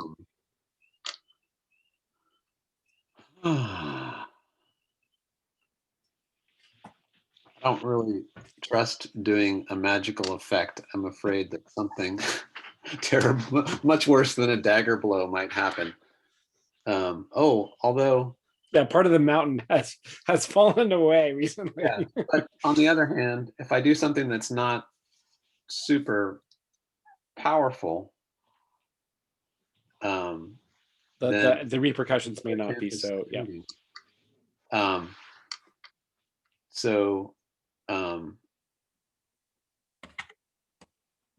Yeah, I think that she's just going to she sees the dagger going in, and she this fear comes over her, and she reaches out and just tries to hold on to the dagger arm, and she's actually focusing on the dagger itself, like the metal, trying to hold it in space of iron. She's talking to the iron. She's not talking to this guy. She's trying to make the iron not follow this guy's will. She's trying to sway the iron to a different way of being. So she's like, not now, iron. So this is Weave of Force, I take it? Yeah. Great.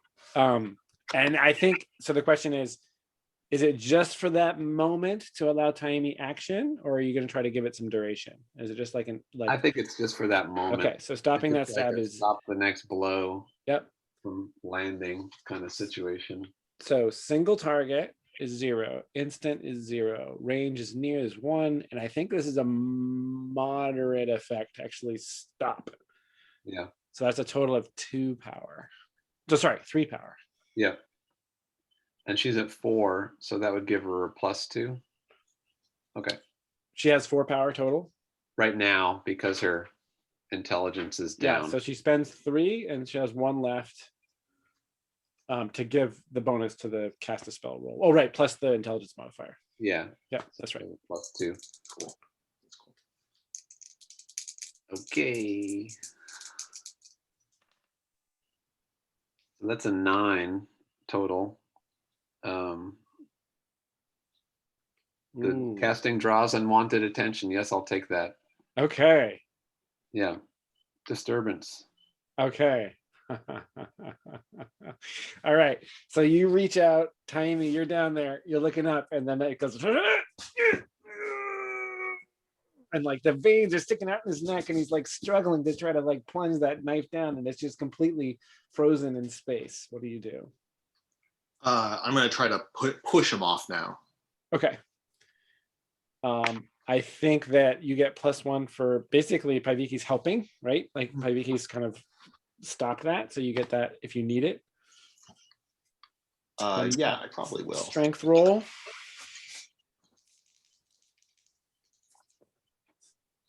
Yeah, okay, that's a 7 plus 2, 1 for my strength, 1 for the help, is 9. And I'll take a 9. Okay. You do it, but there's a catch. So you shove him off of you.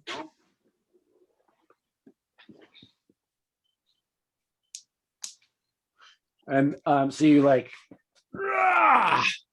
and you like are moving to like, you put your hand down to like get out of there, and a booted foot comes down right on top of your hand. So you've hurled Stonebreaker off of you, and one of his cronies, and then you look up, and one of these guys is looking down at you, and he's got a rock in his hand. He's going like this. Paiviki, at that moment, the club that you flung away from the guy, the disarmed club.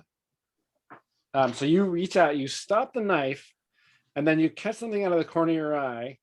Stonebreaker gets thrown away from Taimi, and you look and you see the club going like end over end, flying through space as if it's of its own accord.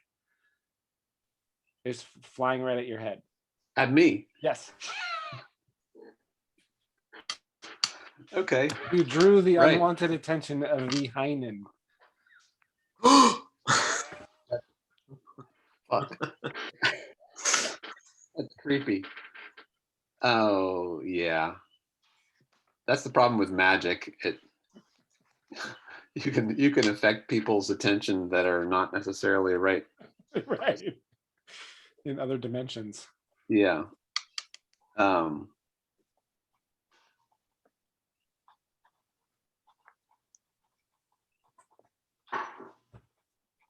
So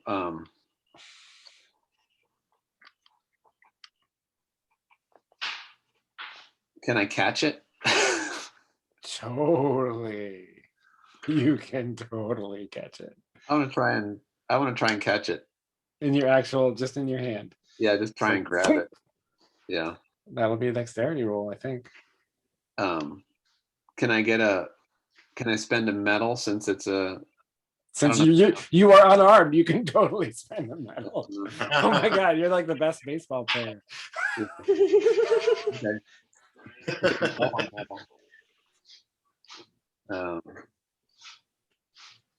I'm down to 1 medal. So this 7 was useful. Yeah, so I'm going to try and catch it, and my dexterity is a +0, so I get a +1. Oh wait, I still haven't been injured. That's right. Okay, +2. Oh man, you were definitely reveling in battle. Yeah. I rolled an 8 + 2. Oh my god. and there's just like a funk. And then you like turn towards Stonebreaker, and he doesn't see you because he's totally preoccupied. But like you try, I guess the sad part is nobody really sees this. Oh, the prisoner sees it happen. The guy lying on the ground actually is your witness. Yeah. Flies out of the darkness, and you just like pick it out of the air. She's a little bit sort of surprised, but not surprised, kind of like this magic is just crazy stuff. And she's just going to catch it and just start walking towards Stonebreaker. Okay, great. Wherein Stonebreaker is thrown momentarily off of Taimi, and then you see this guy like step on Taimi's hand and has this rock that he's about to bring down on top of her.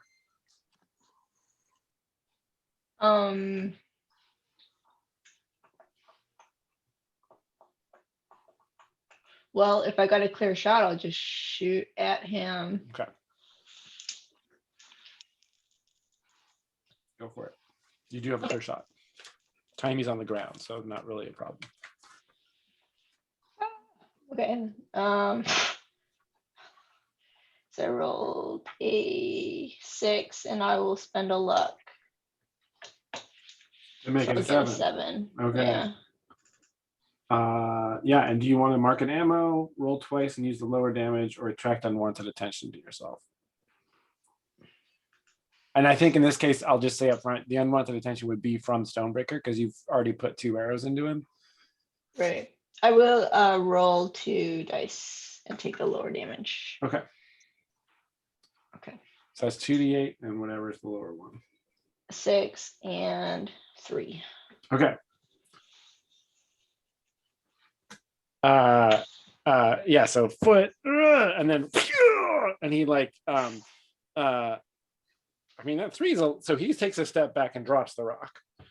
So Taimi's hand is free. He drops the rock. Make a morale check for this guy. Cool. 3. Yeah, no, he's still in it. Dang. Maybe not to win it. Taimi, your hand is free.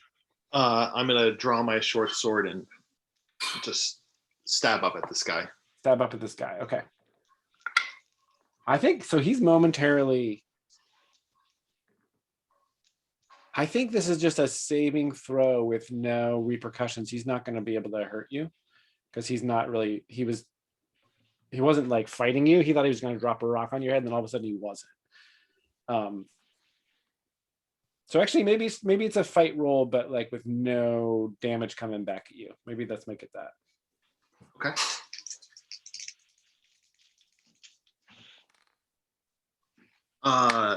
Okay, that's a 6 + 1 is 7. Okay, so you deal your damage. Rolling my damage is 6. Big 6.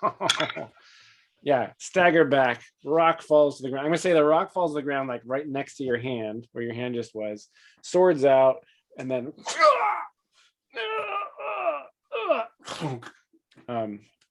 and he's down. The guy behind him now at this point, it's just one guy and Stonebreaker. So that last guy has not made a morale check yet. Will you roll for him, please, John? John, she said? Good. Yeah. Is that 1d6 or 2d6? That's 2. 6. Okay, everybody's in it. No more morale checks to be made. These guys don't give up easily. It's the scars, I think. Yeah. They've made a pledge never to back down. So you do that. You've thrown Stonebreaker off of you. He like staggers to his feet, and he's just like, he's bleeding. He's seething. He just lets out like a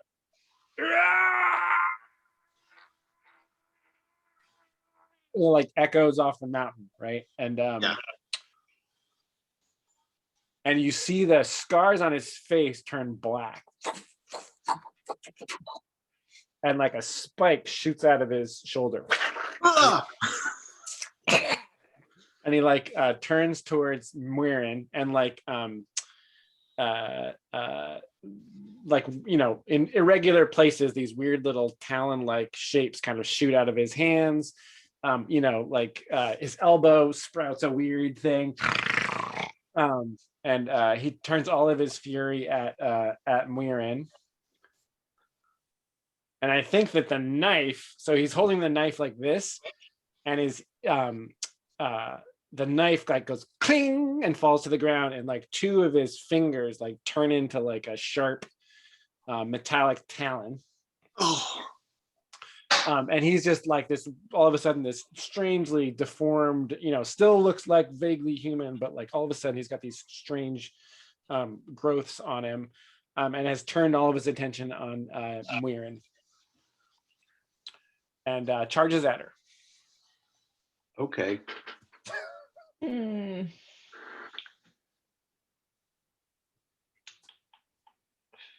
And did you say he's got wings, or No, he's running? he does not have wings. No, Oh, okay, sorry. he's still earthbound. That's Okay, cool. I was like, what grew out of his arms? Okay. Not yet. I guess I would do like a dodge out of the way. Okay. Okay. Yeah, make a dex roll. I got it. 8 + 2 is Okay. Yeah, so you make a perfect little poop out of the way. He like runs by you, and now he's facing Paviki. Oh no. So you've like just ducked completely out of the way. Paviki's got the spiked club in her hand and is striding in that direction. And Stonebreaker's coming right at you now, as if Muirin hadn't even been there. Like his attention is immediately on you, and one of his eyes has turned black.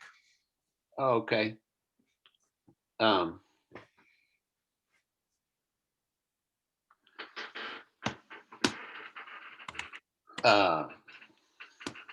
So here's a question. I've been over the months like coming up with ideas for spells. I wonder about like to use Weave of Force as a very much just like a force to increase the power of her like physical fighting. Oh, like to magnify like the force of a blow, that kind of thing. Yeah, I mean, Sure. I wonder about, and then it's like, is it a spell thing or a fighting thing, or that's where the it gets weird. Maybe you haven't thought about that. No, because in the spell. effect table, damage is included. So Yeah, 1d6 is 1 power, 2d6 is 2 power. right. But I guess would I roll a spell roll to increase the power of a move and then do a move as a separate roll? Ideally, we want to combine them into one move. Yeah. If you like, for instance, cast a spell on yourself that kind of like had a duration, like gave yourself extra force for a duration, then for more than one blow, then we would cast a spell to do that, and then you'd make your unarmed combat rolls or whatever. Yeah. If you're just going to do a one-off, then it would be the spell. Okay. I think I would want to cast a spell to like give her extra power to like fight this guy with his spikes and everything. And she just wants to like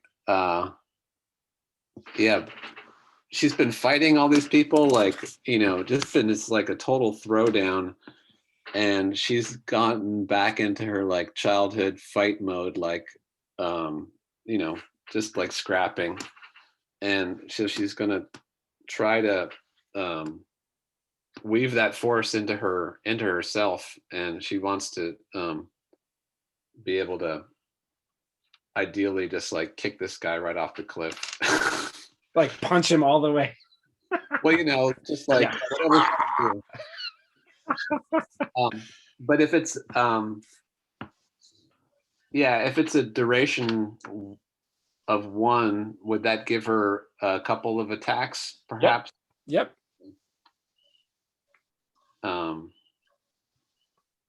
So self duration 1. Yeah. Touch. So that's just power 1. Power 2 would get you 1d6. Power 2 is 1d6 or Would turn your punches into 1d6 punches. Yeah. Power 3 would make them 2d6 punches. Okay. I'm looking at the chart on this one and it's different. I don't care what it is, but I'm just questioning your chart.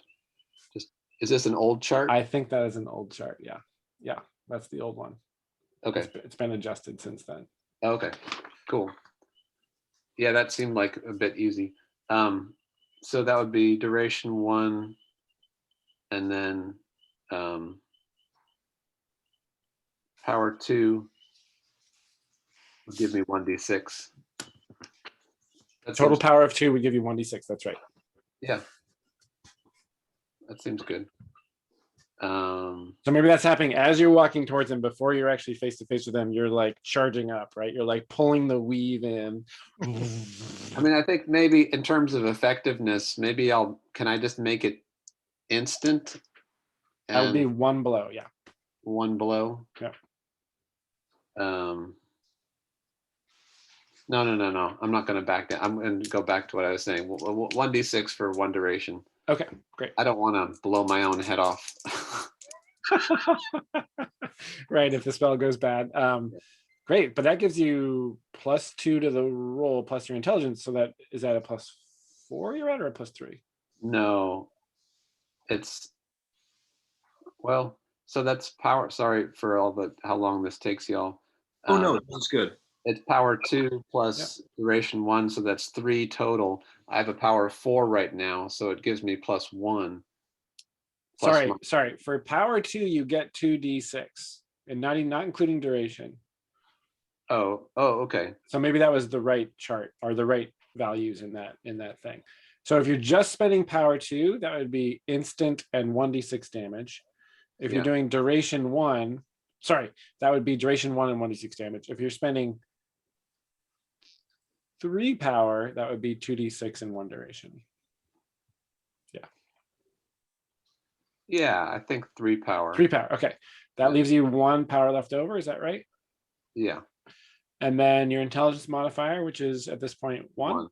Yeah. And then your ongoing revel in battle bonus. Oh, wow. I can revel in battle as a magic user. Everything you do. All right. Bring it on. You are in battle. You get +3.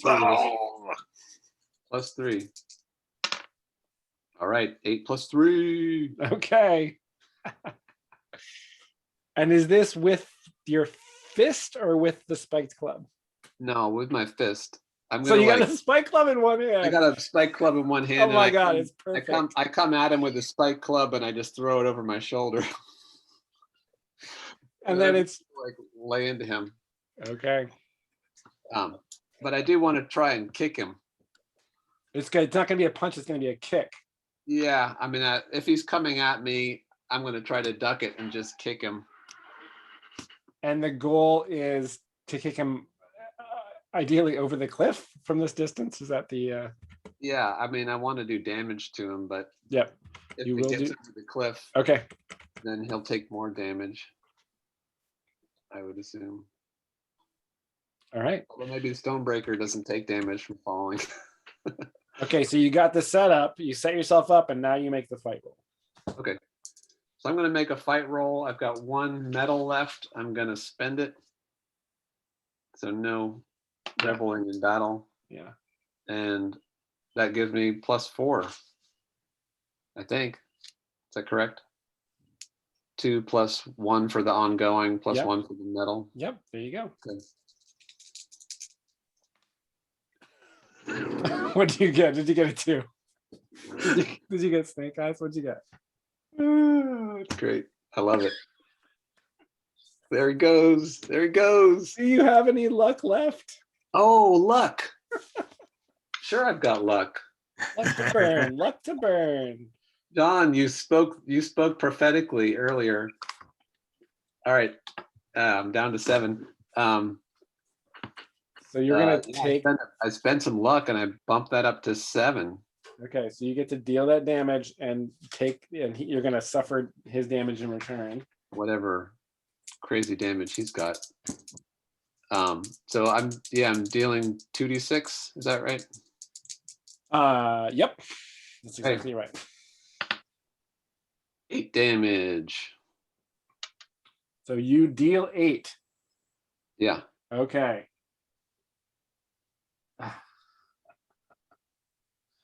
And will you roll 2d6? Okay. 3. You got a 3. Yeah. And 3 plus 2 is 5. So you take 5. Does my armor count? Yep, totally counts. Okay. So he's like charging at you. You throw the club over your shoulder. The wheel of force kicks in. How are you? And you were gonna like step to the side and just like give him a good boot. Like, was it gonna be like a kind of martial arts kind of kick, or what were you picturing? Well, or is it like an exchange of blows that ends in a kick? yeah, I think it's an exchange of blows. Her fighting is not as nearly as pretty. She's not dexterous. Yeah. She doesn't have a specific training besides Yarko's advice. Okay, great. Don't let him hit you in the head. there's a flashback of Yarko right as like the big weird metal claw is coming at your head. You hear Yarko. Yeah.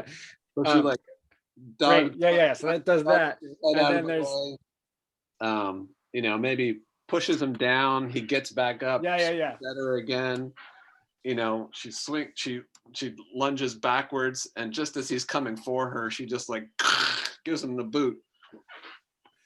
Okay, so yeah, and in that exchange, there's like a slash and a cut and a jab. You take a couple of blows and respond, and then he gets spun around at one point, and you crack him. You like kick him as hard as you can right in the back the weave like comes forward from behind you and through your foot, and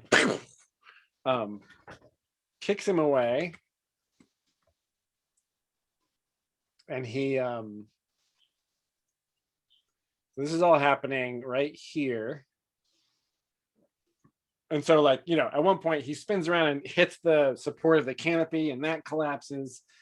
And then you punt him and he staggers back over this ledge, like tumbles in like this big jumble of, jaggedy limbs, pops up, and as he does that, a bat wing sprouts out of his back. What? And another one, like you see another vestigial one, like kind of try to like pop out of the other side. And he like that like staggers and then just like collapses at the edge of the cliff there, with like one hand hanging over the edge and like a big cloud of dust. So he's hanging off of the edge of the cliff. Just like his hand and his, he's like right there at the edge, but just his hand, was at the edge of the cliff. So that cloud of dust drifts away, and Taimi, you're back on your feet and you're facing the last guy. He already made his morale check. He already made his morale check. Taimi is too enraged to unfortunately negotiate with this guy or give this guy an out. So she's gonna just no, she's going to run and kick him off the cliff. Okay. Yeah. That's a fight. Yeah. She doesn't want to look at him anymore. Get out of my sight. Yeah. Go for it. John Shadurgeon wants to loot him very badly. Taimi wants to toss him from a cliff like the stories of old. Is that a strength check to kick him, or it's a fight roll because he's facing you and he's ready to fight? So Stonebreaker? No. Oh, no. There's one more guy, regular guy. Oh, I'm Minion. ignoring him. Oh, okay. Then that's not a roll. No, that's not a roll. You run up and just give like a good, and the body like slides off and disappears. And Mirren, you see the last guy charging down towards Timey's back, because Timey was kicking Stonebreaker over the edge. So the last guy is like running down at Timey. Oh, also apparently intent on pushing Timey over the cliff. Oh, but running towards the cliff. Yeah. Do it. Do it, I dare you.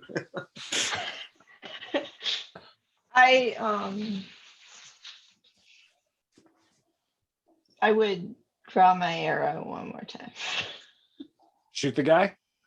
Yeah. You're getting a lot of arrows in. I know. Nothing stopped me. Yeah, it's great. Well, when you got a couple of fighters on your team, that's better a good to thing do. I mean, Mirren hasn't really done much bow shooting this whole, right? This is like super archery show. Okay, go for it. Right. Yeah, and we just had it. These are a recent bow. Right, new handmade, homemade longbows. Bespoke. Yeah. This is a bad roll. I rolled a 4 + 2. So I might, and I don't get +1 anymore because Stonebreaker has disappeared. And it's not against And it's not Stonebreaker himself. Yeah. Yep. The consequence, if you don't actually hurt this guy, he will push Timey. Timey will get a chance. I mean, Timey will get a chance to save herself by like grabbing onto the edge of the cliff, but he's gonna shove Timey over the cliff. I'm spending my luck. Okay. For 7. Beautiful 7. Yeah. So mark an ammo, roll damage twice, and take the lower, or attract unwanted attention, which would be this guy's attention, or perhaps that of the god behind him. I'll roll the d8 twice. And take the lower. Okay. Yeah. So I rolled a 4 and a 4. Whoa. Okay. Yeah, so he's charging at Timey, and then and he like staggers to the side. Timey turn around, and you see that guy with an arrow sticking out of him, a good 5 feet behind you.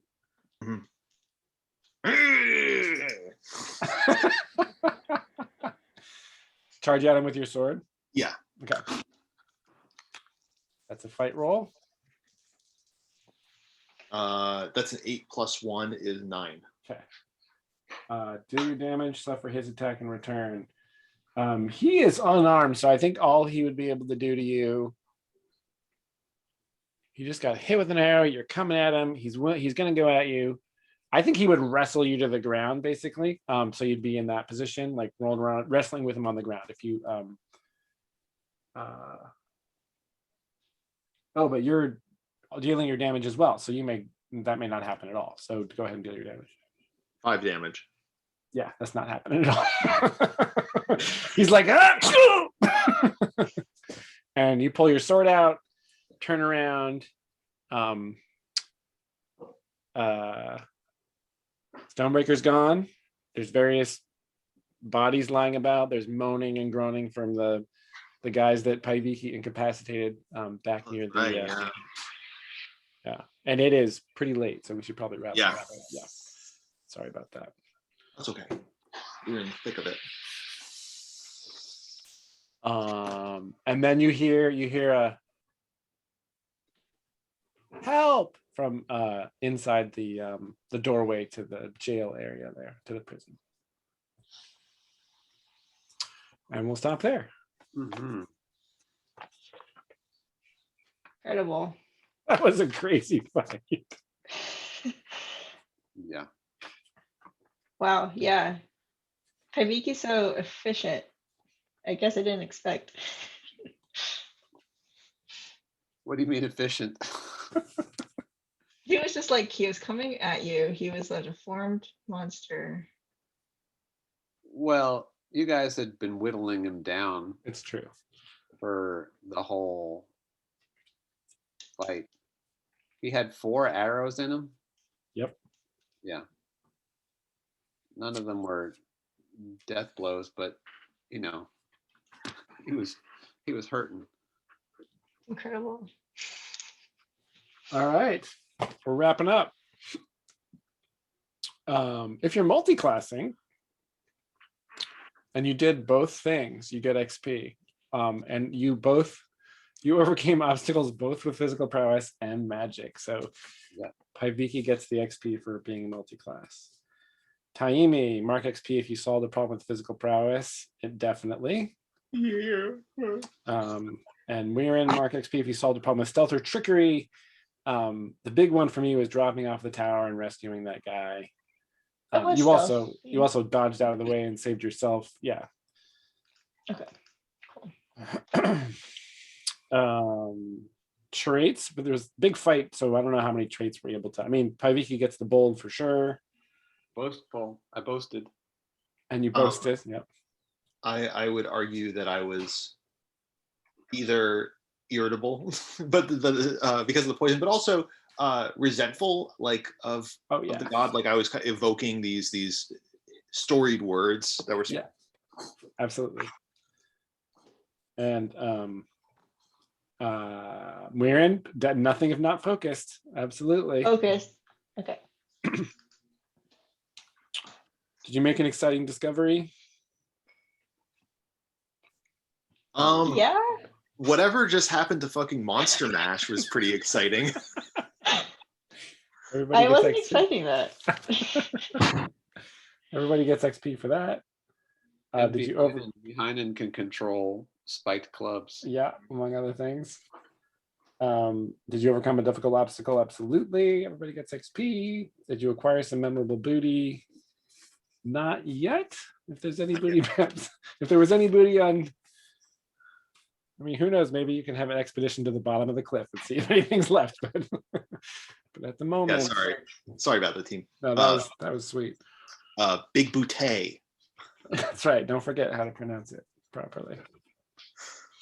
All right, that's it. It's late. We should call it. Yeah. That was awesome. Wow, what a fight. It was funny how different that was from the other big fight, from the showdown with the hand. I don't know. I mean, a lot more of them were a lot more dangerous. The shield guys, they were super dangerous. Yeah. And the hand also had like multi-target effect magic. I mean, yeah, you could have, Jan could have taken all of those fools, and I think with enough time, I could have taken, you know, we could, yeah. I think it was different. I think it was different because the power was different. Yeah, very different. We made a bunch of bad rolls, and that was just the luck of the dice. And yeah, we did. The other fight differences in that fight, we had like 18 people on our team. Yeah, had like a little regiment backing us up on the other side of the wagon, and that helped. Yeah, there were a lot of people involved in that one. But that was hard too. Very different feeling. Yeah, no, that was also, but yeah, that was a challenge. I had some concerns. Oh man, how much damage did Taimi take? Taimi started today with 20 HP. Oh my god. She is ending with 15 HP. Okay. I mean, not so bad. The combo of having the +2 AC chainmail shirt plus the move that gives me +1 armor, 3 armor, that's so it's huge. It's huge. All right. Thanks, you guys. Yeah. Thank you so much, Jason. That was super great. Thanks, everyone. Thank you, Jason. We'll see you next time. All right. See you next time. Bye.